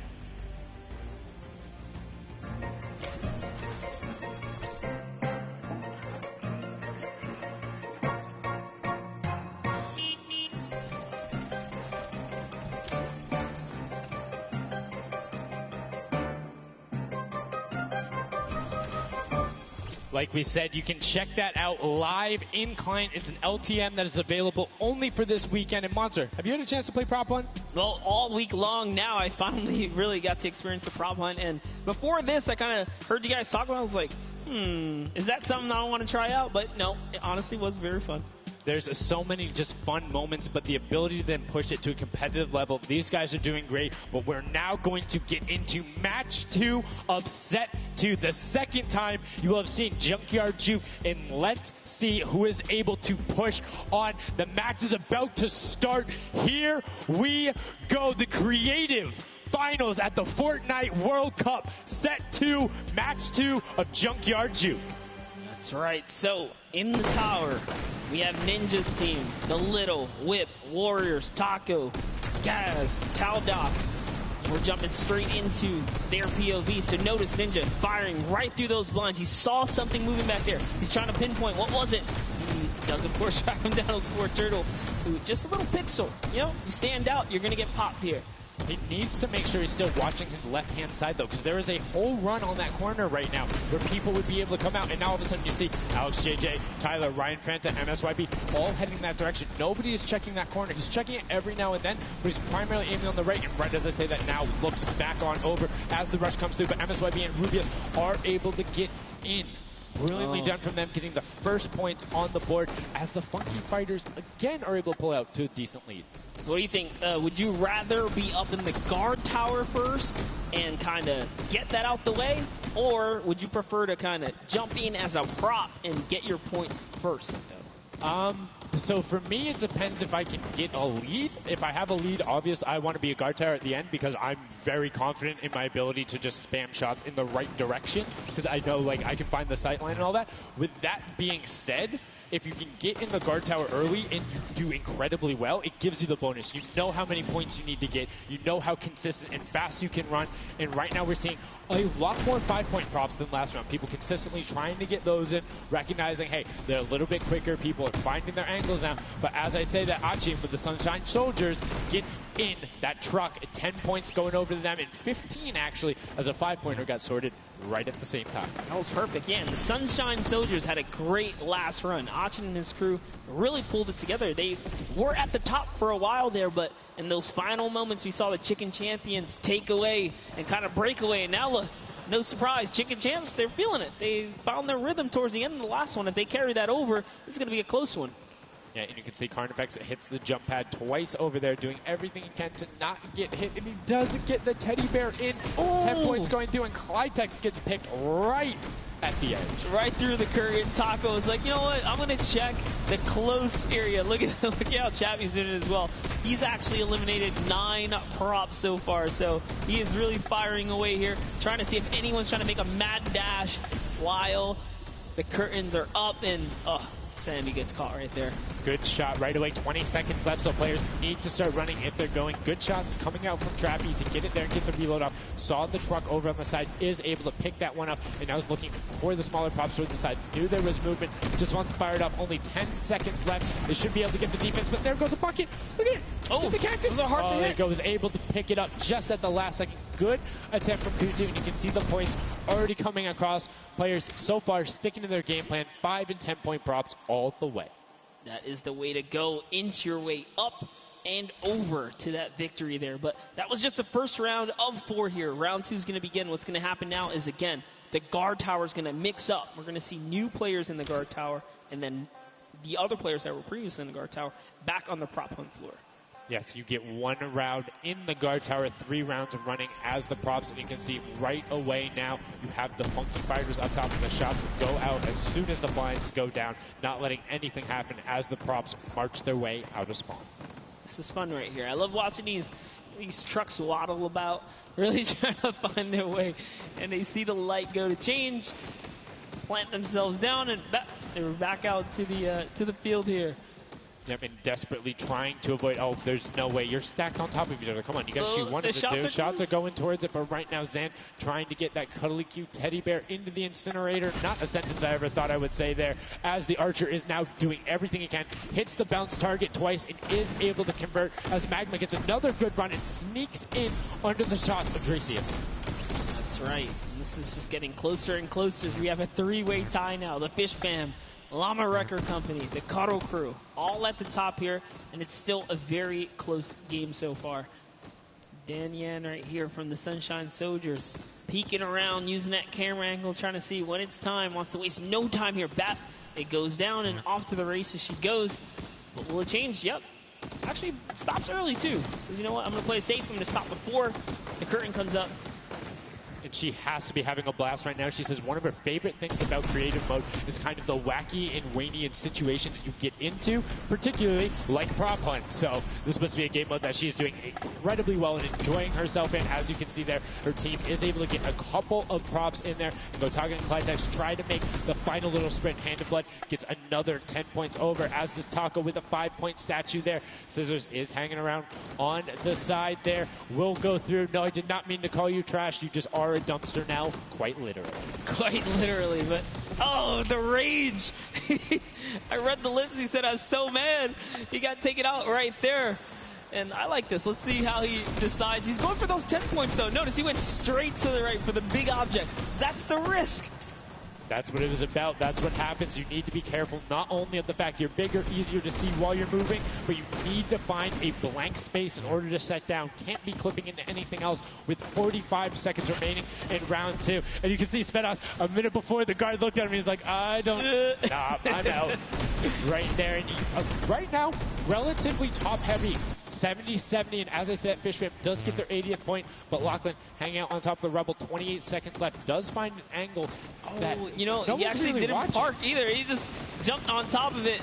You know, I haven't been to this section here where all the vehicles are. This is the section I'm talking about where you can grab a burger in a bucket, go out, and not expose yourself except for during one period. And as long as you either full run the time through or you opt to sit still during that time, then you're good. You will score literally every single run. It's just you have to be a 2-point prop, and you have to go to that exit.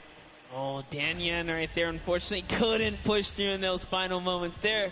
And that was round 2 of 4, as we are looking to get into round 3 next. So they can earn some more points. And every single set matters, right? Every game matters, because there's a lot of prize on the line. Yes, every single match is scored. The top 4 will receive a gradient of money going from $55,000 down to 20, and then you have the 4th through 10th all receiving 10. That prize is then decided who will receive the Silver Llama. The Funky Fighters currently have one, but who will be able to press with them? Clytax, that vehicle is way too big, buddy. You can't just be trying to squeeze it behind that and not think someone's going to see the tail end of it.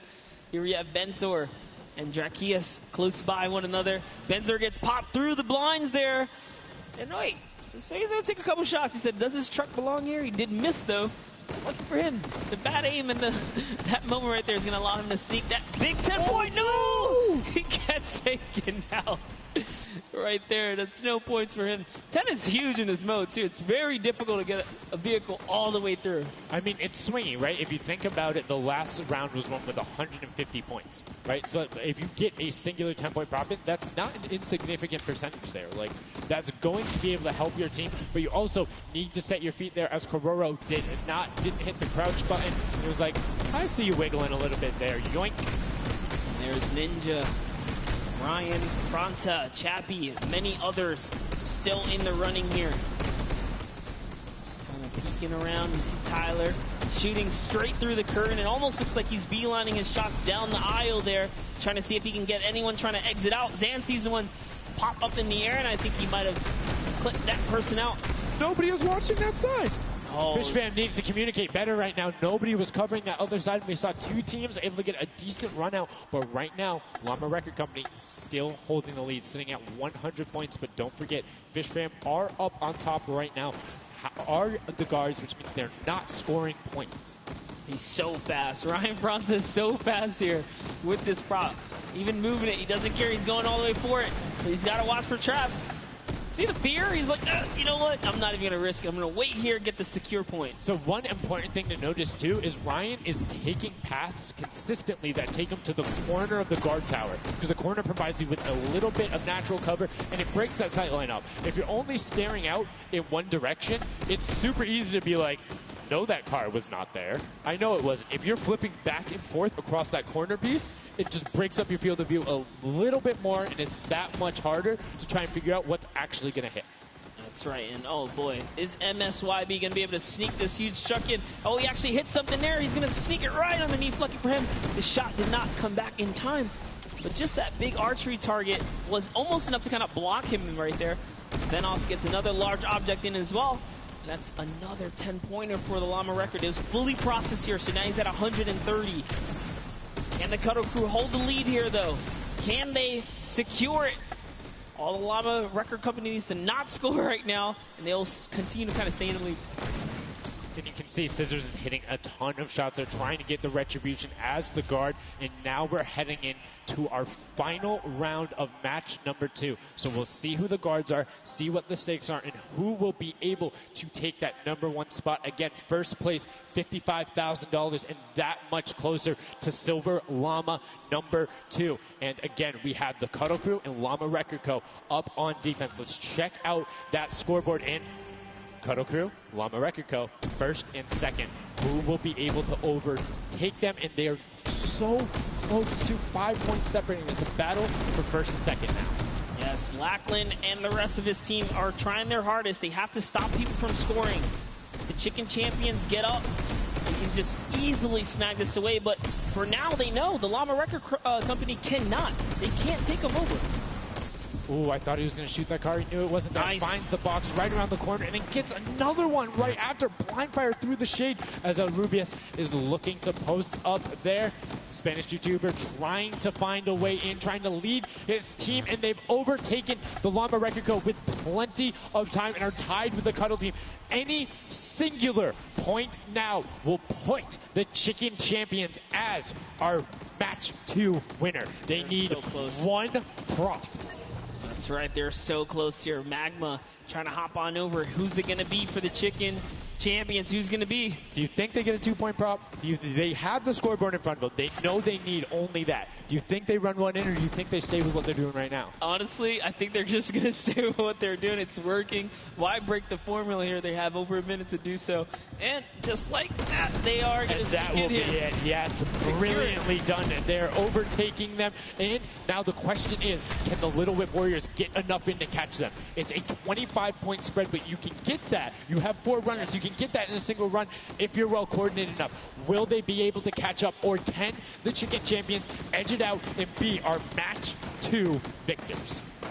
That's right, because the Cuddle crew is now bumped out. The Chicken Champions are holding it. Little Whip Warriors have scored, though. 1 minute left here. Uh-oh. Raven's Revenge coming up as well, as is the Fish Fam. This is actually getting closer than we would have thought.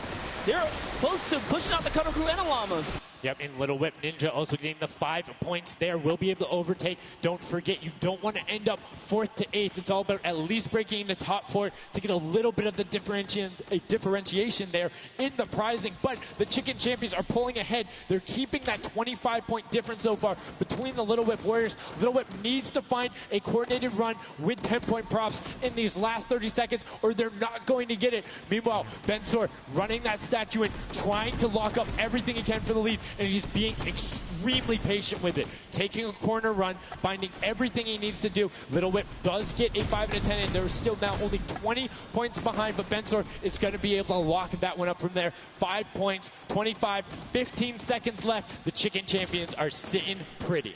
Yes, that's right. If the Little Whip Warriors don't score big right now with all big props, it's going to be all over in 3 seconds.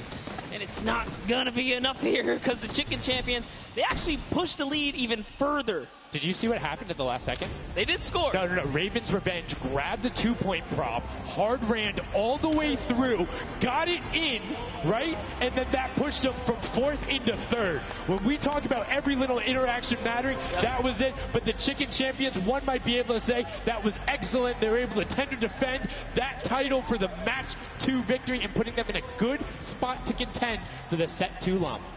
You can see the excitement there on their faces as they just realize, hey man, we got this. We're in the running here. The Junkyard Juke could be ours. And you can see they're still talking gameplay right now. Like, they want to know, what can we do more? That play you did right there was awesome, but they want the next one because there's 3 matches for each one of the sets, and a win there would put them in a fantastic spot to get the 2nd Silver Llama. You need that in order to be in contention, and if they're able to split it up away and deny it from the Funky Fighters, field's wide open. Yes, it's not over yet. That's just another team who takes a victory here, making it that much closer of a running so far. And we saw the Ravens Revenge kind of sneak up too. You need as many points as possible. The bigger the placement, the better the prize as well for the round. So you can't just give up either.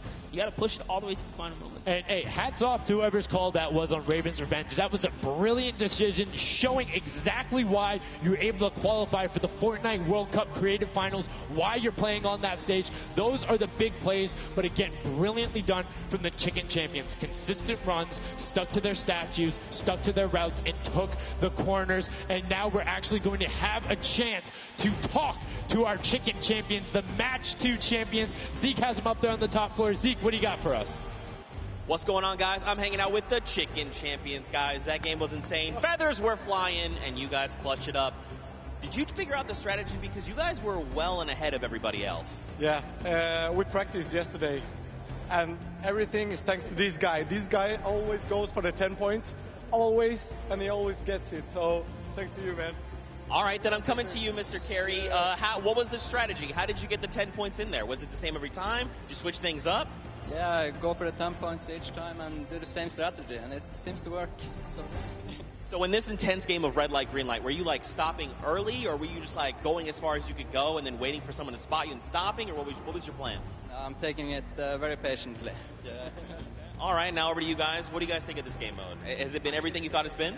Yeah, it's great. We had a game plan. We definitely did what we came to do, and that's what we expected. So. Very well executed. You did not lay an egg. All right, final question for you. I want to give you the chance to tell the world, all the fans something. What do you want to tell them? Thanks for the support from Spain for the other world, and my team is it's good in this mode, and will we win the next match? There you go. The excitement is real. Gentlemen, congratulations. Best of luck going forward. We're sending it back your way.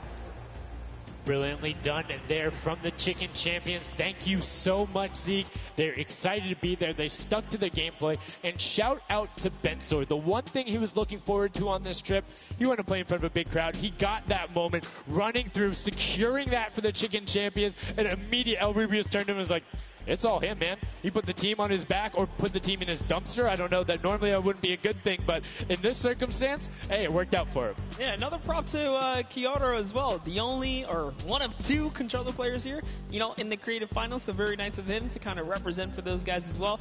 And again, just showing that he's got the moves out there. He had the moves, was able to find the right angles, and now we've seen some developments from match 1 to match 2. Yep. What was the big thing that stuck out from you that was different? And that last one, honestly, finally seeing someone pick up those 2-point props, right? Using those are points right there. But with that, we'll jump over to Bala. We'll take a fun look at some of the things that developed in our last few moments. Thank you so much, guys. Yes, the Junkyard Juke is developing nicely. Everybody's starting to figure out what all the different tools and props they have available to them. So with that, we're going to hop into some of the tips and tricks that I've seen from the Junkyard Juke so far. We can roll the clip right now as all these players. The first thing I want to point out is there are these springboards. Unfortunately, Danyan gets picked out of the sky there. Not too happy about that. But moving on to Tomoya using the statue. This is one of the interesting scores I saw with the sta those higher point objects being useful. Scissors here with the springboard, the recovery, and just barely doesn't get into the incinerator at the last second. And then here we have we have again just an awesome run towards there, looking like a scene out of everybody, crossing the street at the same time. Here's Dracius hitting some amazing shots through the black. And then he just continues shooting, just hoping that he can get a shot. This is the other team, the Cuddle Crew, doing the same thing, but then also synchronizing, making sure they have coverage on all angles. Finally, Tomoya made some amazing calls. We'll listen to them in a second, but this is what he did, always timing it perfectly so that he can get in and make sure that his teammates also go at the same time and make it into that incinerator. So we're going to head and listen to what those communications were like from Tomoya and team. In this one, they made sure the countdown was perfect. 2, 3, 4, 10. I score 10. I score 10. We are both. We are both. Yes. 1, 2, 3, 4, 5. Stop.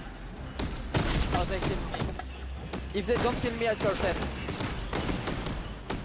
Don't 1, 2, 3, I got 5. 4. I got 10. No, he killed me. Oh. We are strong team. Yeah, I scored 0 in the second round. That's the problem. I scored 0 in the first one, so. We are all close points.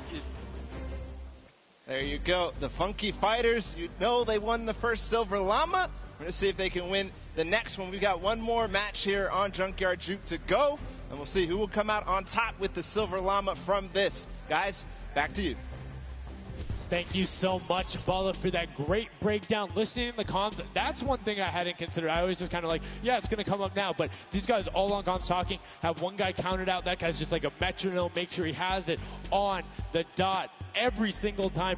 Brilliantly done from them. But will they'd be able to take back that top spot. We've seen them do it. If they can grab that silver llama, they'll be in such a good spot. But right now, they aren't seeing the same success they saw before. Yeah, you want to get the silver llama, but to get there, you got to make a new strategy. I think that right there, there was a lot of information in that bit right there. You kind of noticed the team synergy, and he said something very important in his interview there. Talked about being patient. You really have to be patient. You can't let the frustration get to you. You saw Scissors very expressive on the cam.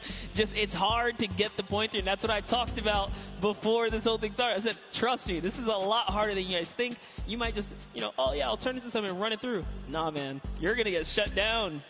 But, I mean, it's just like, if you think about it, it's the mental aspect that really comes with it. If you're able to frustrate somebody else, then they're that much more off their game. And these guys are all great at that, coming through from some of the Death Run qualifiers. It makes it that much harder. But thank you guys so much for joining us here. And again, don't forget, there is a fantastic, awesome event-specific merch starting here right now, today on the 26th. You can also get it on retailrow.com. Make sure you celebrate the event. Remember it, grab some from your friends, your brothers, your family, people who couldn't be here, and celebrate the first ever Fortnite World Cup. Yeah, you saw some of your favorite pros and competitors here rocking that new swag. Definitely loving it. All types of collaborations going on here. I love it when Fortnite releases new gear, This kind of allows me to always spice it up. I'm always a fan of anything Fortnite swag. That's pretty much like 98% of my wardrobe at this point. I mean, love the logos, love the bright colors, but enough from us. Match 3, set number 2, the final one on the original version of Junkyard Juke before we see the remix later on. Are you guys ready? That's right. And let's begin. The first round is on their way. Match number 3, set number 2. Who will be able to incinerate the props the most? Who will push out to the lead? And can anybody upset the Funky Fighters who took that first llama? You need to make sure they don't get this one here. And basically, everyone's first place. Yep, and you can see there, Taldeck did land a shot straight through the curtain. Very nicely done. Another kind of lane, right? You want to look at your lane, see which lane is available to you that's easy to maneuver the objects you want to bring through. Clytex, for example, here is using a bear. There are no bears in this section, but he says, you know what? It's all good. I can sneak this around. So the big thing with the bear, though, that you don't really consider is the coloring of the background. You're in the junkyard. You're a little bit in one of those desert biome situations. There's a lot of kind of muddled browns and oranges around there. It makes it that much harder to stick out. However, if you if you're grabbing the snowman, you're just really flexing on everyone. It's like, yeah, I'm a snowman. I'm a snowman in the desert, and I'm going to score on you. That's pretty hilarious because, we haven't seen anyone pull out the weird objects in the back end.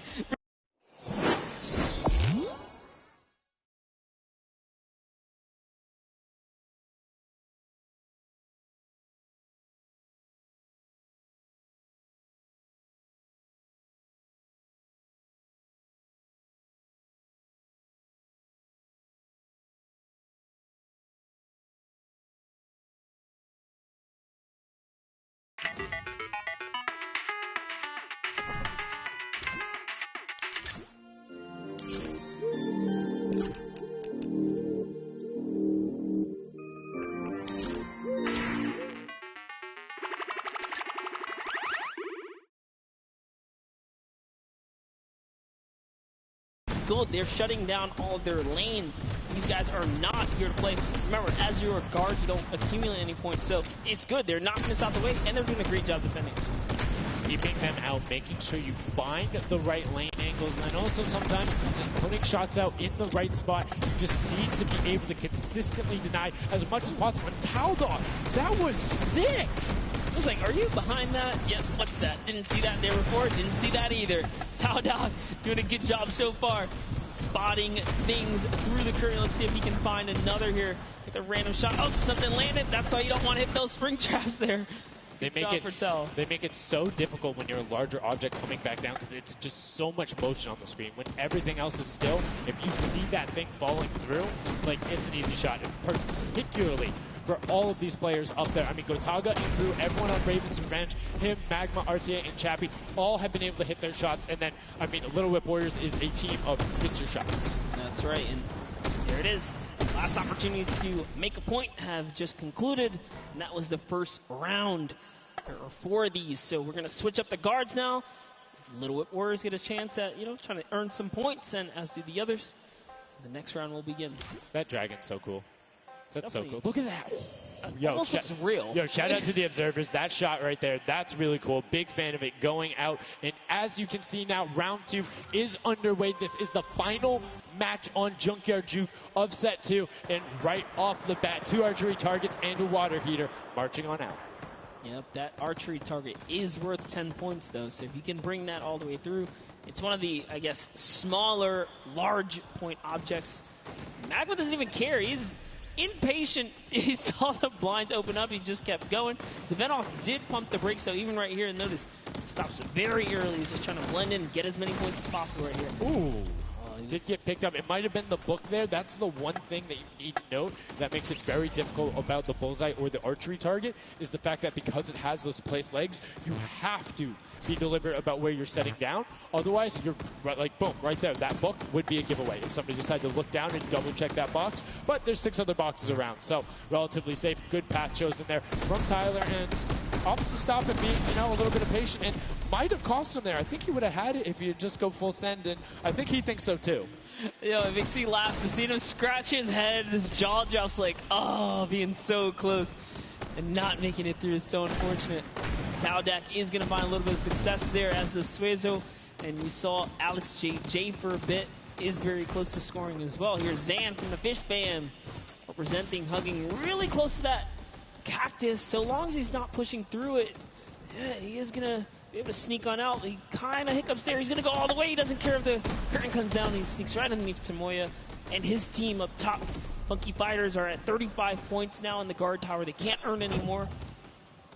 And that was a great run there by Zandy Knight as he spent us waiting till the blinds to go down, making sure he can find an angle, and then pushing in towards. Needs to be careful of that spring right there, but doesn't matter. It gets picked up anyway as he's like, hey, there wasn't a card there before.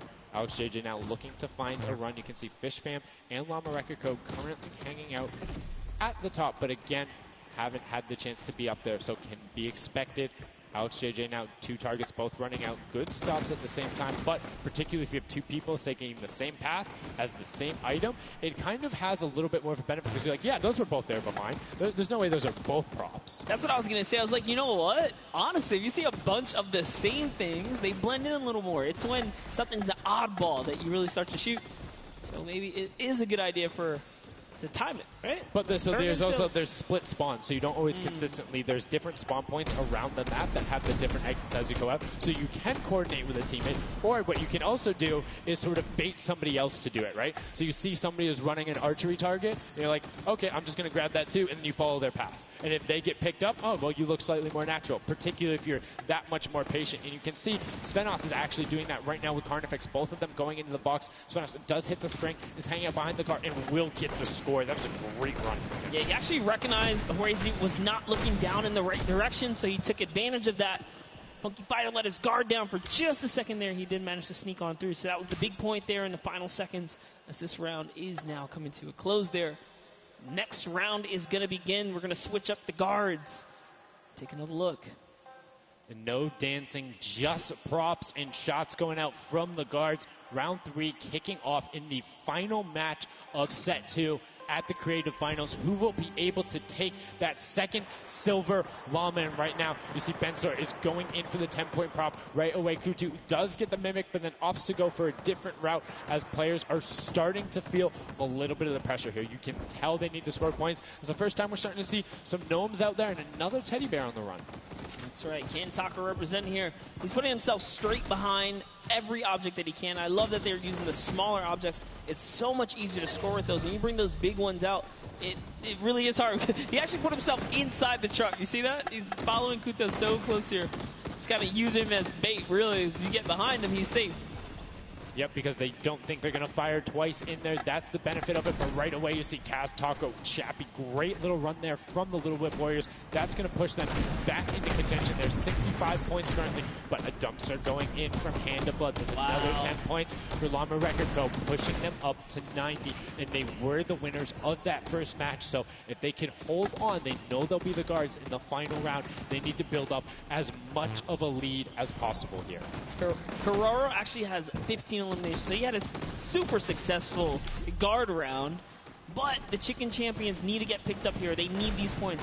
And there it is. He's doing a lot of work for his team, showing that, hey, I can push us up here too.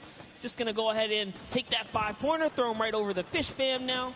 And they're in the top 3 running. That was a great run from him. Corner peeked the entire time, made sure nobody was looking for him. Like, he was barely threatened, but right now, Bensor coming through. The Chicken Champions, can they overtake in the last minute? That's 10 more points. That is going to go through for them and starts pushing up. Llama Record Club needs to get in some runs. The Chicken Champions will not be on the defense with them for the last one, so they're pushing it through. Right now, it is the Sunshine Soldiers and the Fish Fam up there, so they're doing their best to delay everyone.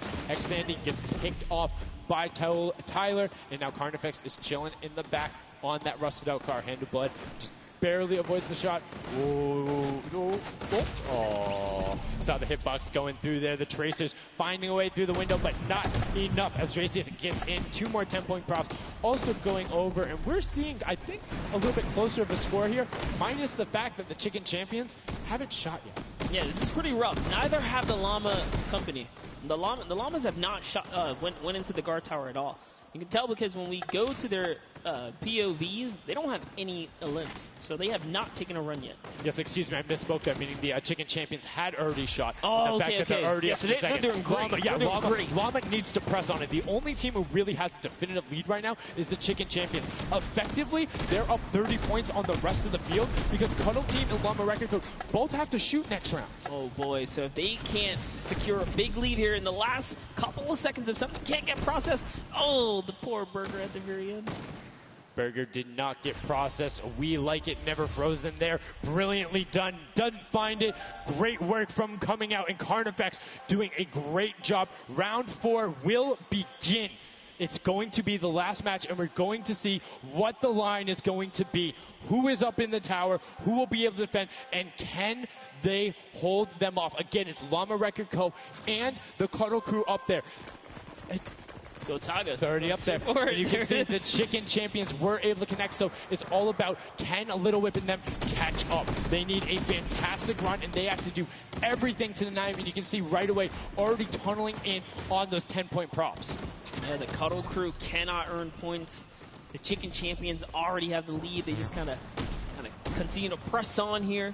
Llama Records are up at their run, but it still matters. There's so much on the line for depending on each game, right? Each game is worth so much. You still want to hold your placement regardless of what. This is still a fantastic game for all the teams in the top 3 right now. And I mean, we saw the Ravens come up huge in their last match, pushing all the way from 7th into 3rd because of clutch last-minute decision-making. Right now, Little Whips are trying to do everything they can to catch up with the Chicken Champions and not deny them. Ninja still sticking with the water heater runs, trying to get as many of those in, but the Chicken Champions are still stretching out their lead. They have a 25-point lead, which means the Little Whip Warriors have to either start fast running with the 5-point props or switch to 10-point props. They cannot catch them doing a patient 5-point strategy right now. They won't have enough time with how good the Chicken Champions have been. They have been the prop masters so far. Yes, they have. They were doing so good, and oh no, Ninja hits a huge spike there. He's trying to dodge, and he's so close to making it through. Very, very close.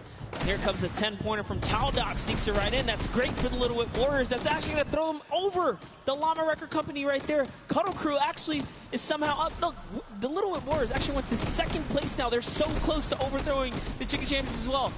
It's going to come down to the last final moments. Can the Little Whip Warriors get the runs they need to? You can see Kaz is taking the corner route, trying to find whatever he can, and he's doing it very well so far. Avoiding the jump pads there. Pretty sure Ninja called those ones out on the run since he hit them on the last time. You can see they're only 20 points down. They're all on 5-point props right now. They will be able to do it, but all of a sudden, Fish Fam is right there as well. They're only 25 points up. Here comes a rotation of prop. 5 points will be coming across for the Little Whips. Fish Fam also getting it, but Cuddle Crew does finally get pushed up there.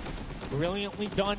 15 points now separates them, but Ryan gets one in for the Tender Defenders, pushing it back up to 25 with only 30 seconds remaining. Rubius knows if he can get this water heater in, if he can be safe. Oh, apologies, hidden so well. He was the statue going on there, and as you can see, hits the jump pad, stays on the corner, will get it in. That's going to push them 30 points clear.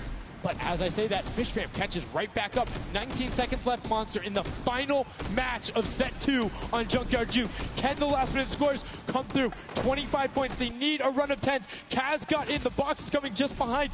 Fish Fam gets picked up. The Chicken Champions have done enough to round out the final match.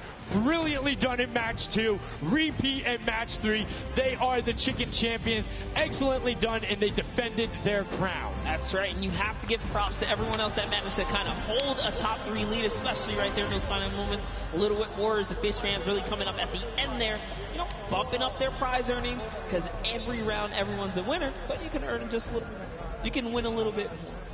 Yeah, it was just brilliantly done there. And these are actually the creators who helped with this. Brilliantly done from them. Some fantastic gentlemen. Thank you guys all so much for your help in making this mode come to life. Some fine gentlemen up there. The creative builders were at that game jam out there, spent hours and hours, and it really blows my mind to see what they're able to do in this creative mode. Because, like, I'll go in, I'll play some stuff. Yeah, I think I'm pretty good. And they're like, oh, yeah, after 20 minutes, I have this full game mode. Here's how the scoring works. Here's the barriers. I'm like, and that's the magic of creative, right? These unlimited possibilities, really, when it comes down to coming up with these game modes. We've seen tons of fun ones, obviously developed not only for, you know, the creative kind of fun side of the community, but the comp side as well, right? There's plenty of great game modes out there. Yeah, shout out to all the guys out there playing Storm Wars. We know you guys enjoy it, but that was a fantastic way to close out set number 2. And honestly, I enjoyed Junkyard Juke. It was fun to see kind of the definitive playstyles come out. Patience ended up being key, but players started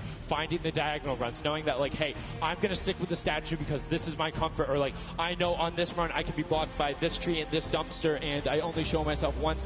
But again, brilliant from the Fish Fam and Little Whip Warriors to push up and pass those guys in the last moments, pushing them into the top 4 and earning just a little bit more of that prize money. That's right, because they want it all here at the Fortnite Creative Finals, and it's going down. So, you know, you love to see it. We've seen a series of, you know, I guess different people succeeding, right? And all of these, the Chicken Champions really kind of came out.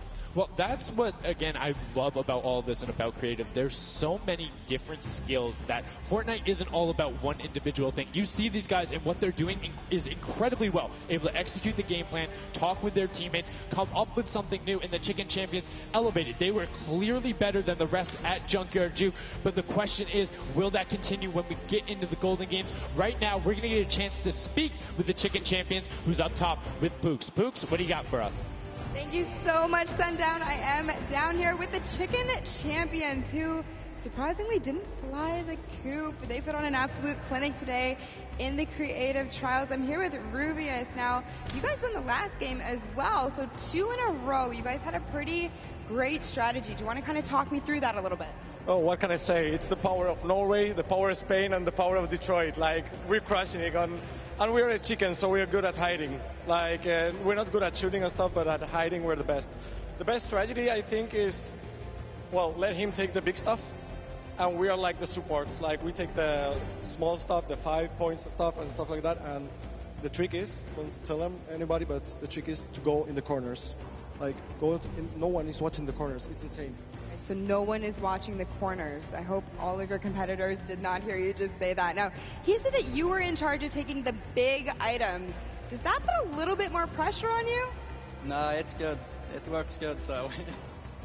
So you guys have a ton of confidence now. You have won 2 games in a row. I'm so excited to see how you all perform in the rest of the day. Going into these next games, do you have anything you're going to change, or are you going to keep things the same? We're just going to keep things the same, stay consistent, keep a level ahead, play slow. That's really it. So. And finally, just for you there on the end, I just want to talk a little bit about, you touched on the diversity of this group. Yeah. Now, I know you guys have really not played together much before. What has that been like, coming together, playing here with your teammates from all over the world? It's amazing. I share these moments with my team, and the next mode, it's amazing. And bueno, this parkour. I think my team is very good in parkour. And I win. We win. You guys are so confident. I love it. Hopefully that carries on into your next games. Congratulations again, guys. Thank you so much. Sundown, back Can to I send you. some love to Twitch chat? Oh, Let's go. Twitch chat. Twitch chat. There we go. No. It's everywhere, man. Thanks for the plug out there, El Rubius. Fantastically well done. Love to everyone all over, no matter where you're watching, whether it's Fortnite.com/watch, on Twitch, on YouTube, in client, you're loading up all that stuff. Thank you guys so much for all of this and being here. Set 2 is done. It's wrapped up. But, I mean, we saw a big shift in the gameplay. We saw a lot of different changes going on. And it's going to be interesting to see what ends up converting into the golden games when we see a little bit of a remix on it. Not going to spoil any surprises. I know, it's fine. But I'm just curious to see who is able to then take their gameplay and enact it when you get to think on it. Because you get to then process and be like, okay, we were this close. We were right there. If we had maybe like a little bit more aggressive, or like maybe if we were a little bit better on defending, or maybe one person picked a different lane, the result could have been different. And these guys have been so good at adapting to the circumstances that I have no doubt that the Chicken Champions aren't just going to comfortably sit on top. Yeah, not only that, they gave away some strategies, so we'll see if Bala outside can, kind of break that down and see if he can give us a little more insight on everything. Thank you so much, guys. The action is heating up. It's also heating up outside. Trying to cool off a little bit here at the Fan Festival, but awesome games of Junkyard Juke, and Chicken Champion seems to be racing away with this one. We're going to take a look at some of the moments from that last game and how they won. So here, first off, just having a good time in the front, and also maybe flexing a little bit their trophy that they may have just secured in terms of a llama. We'll find out that later. But their strategy the entire time, they said it before in the last game, they're just trying to go for the high points. They're just trying to score these, at least getting not those 2 points that Monster was advocating for, but go for the statues, go for the boilers, all those things that net you tons of points, and that's how they came out to a lead. Here it is again, them just cheering on. We have the reactions from the Chicken Champions on their win as well. Nice trophy lifts. Maybe they'll be doing that later on here. The statue using that to get above the opponent's vision, their field of view, so that they can't see, they can't hit their shots, and the reactions of the win. Just bliss as they win their second game there on Junkyard Juke. Absolutely amazing stuff, guys. I can't wait to see who's going to earn that and who's going to continue on towards their path to the Creative World Cup champions. Thank you so much, Bala, for that in-depth analysis. Now, I know you guys want to see the standings. We want to see them as well. Unfortunately, there was a slight little hiccup. We want to make sure everything is right, because this is a huge moment for all of these guys up on that stage. So while we sort that out, we're going to go to a quick break, and when we come back, we will have the standings after set 2 and then move into set 3, which is the world premiere, never before seen world run. So if you need to go do anything, go do it now. Take your bio breaks, take care of everything you need, and then we will be right back.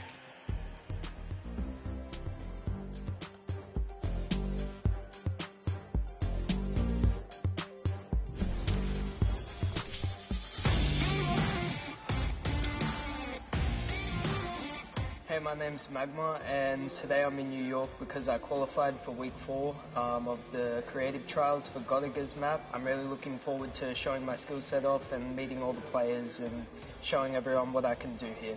When it was first announced that there was going to be creative trials, I was really looking forward to it because it was all I did pretty much 24/7. I looked at it as an opportunity. I find after playing Battle Royale, when creative first came out and Scissors released his first death run, I just instantly sort of, took a liking to it and I enjoyed playing it. And I guess from there afterwards, when I found there was money involved with doing death runs and stuff, that sort of caught me and caught my attention and I started playing more. So with my team, my captain is Godiga.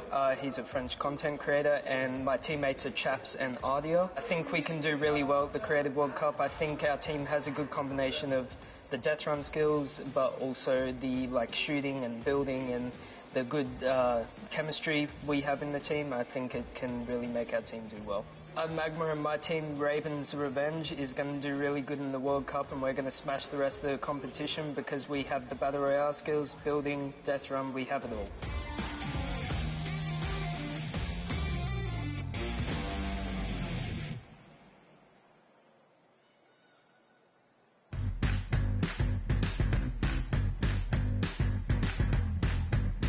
I am here in the production pit. I am in engineering row right now. I am joined by my friend Peyton, and he does the robotics. Let's talk a little bit about that. What do you do specifically here? We have a bunch of robotic cameras around the arena that we shoot different angles from, and we're able to pick up shots of the players that are playing the game. We also do a lot of crowd shots, so we're able to shoot the audience and get some really great reacts for both the stream and for the front of house feeds that go up on the screens. Well, you guys heard it. If you're out in the crowd this weekend here live for the Fortnite World Cup, show us some energy because Peyton is going to be looking for your reactions, and you could end up on stream. You want to play with it, see how it goes? Of course I do. That's not even a question. Like, I'm so into this right now. This is amazing.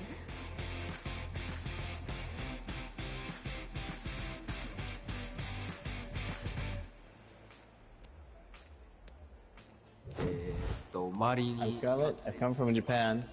I'm happy and excited to be playing with so many players that I've seen on the internet. My favorite place to drop is Fatal Fields. If I win the Fortnite World Cup, first I want to buy a house, and then I'm going to eat a lot of food.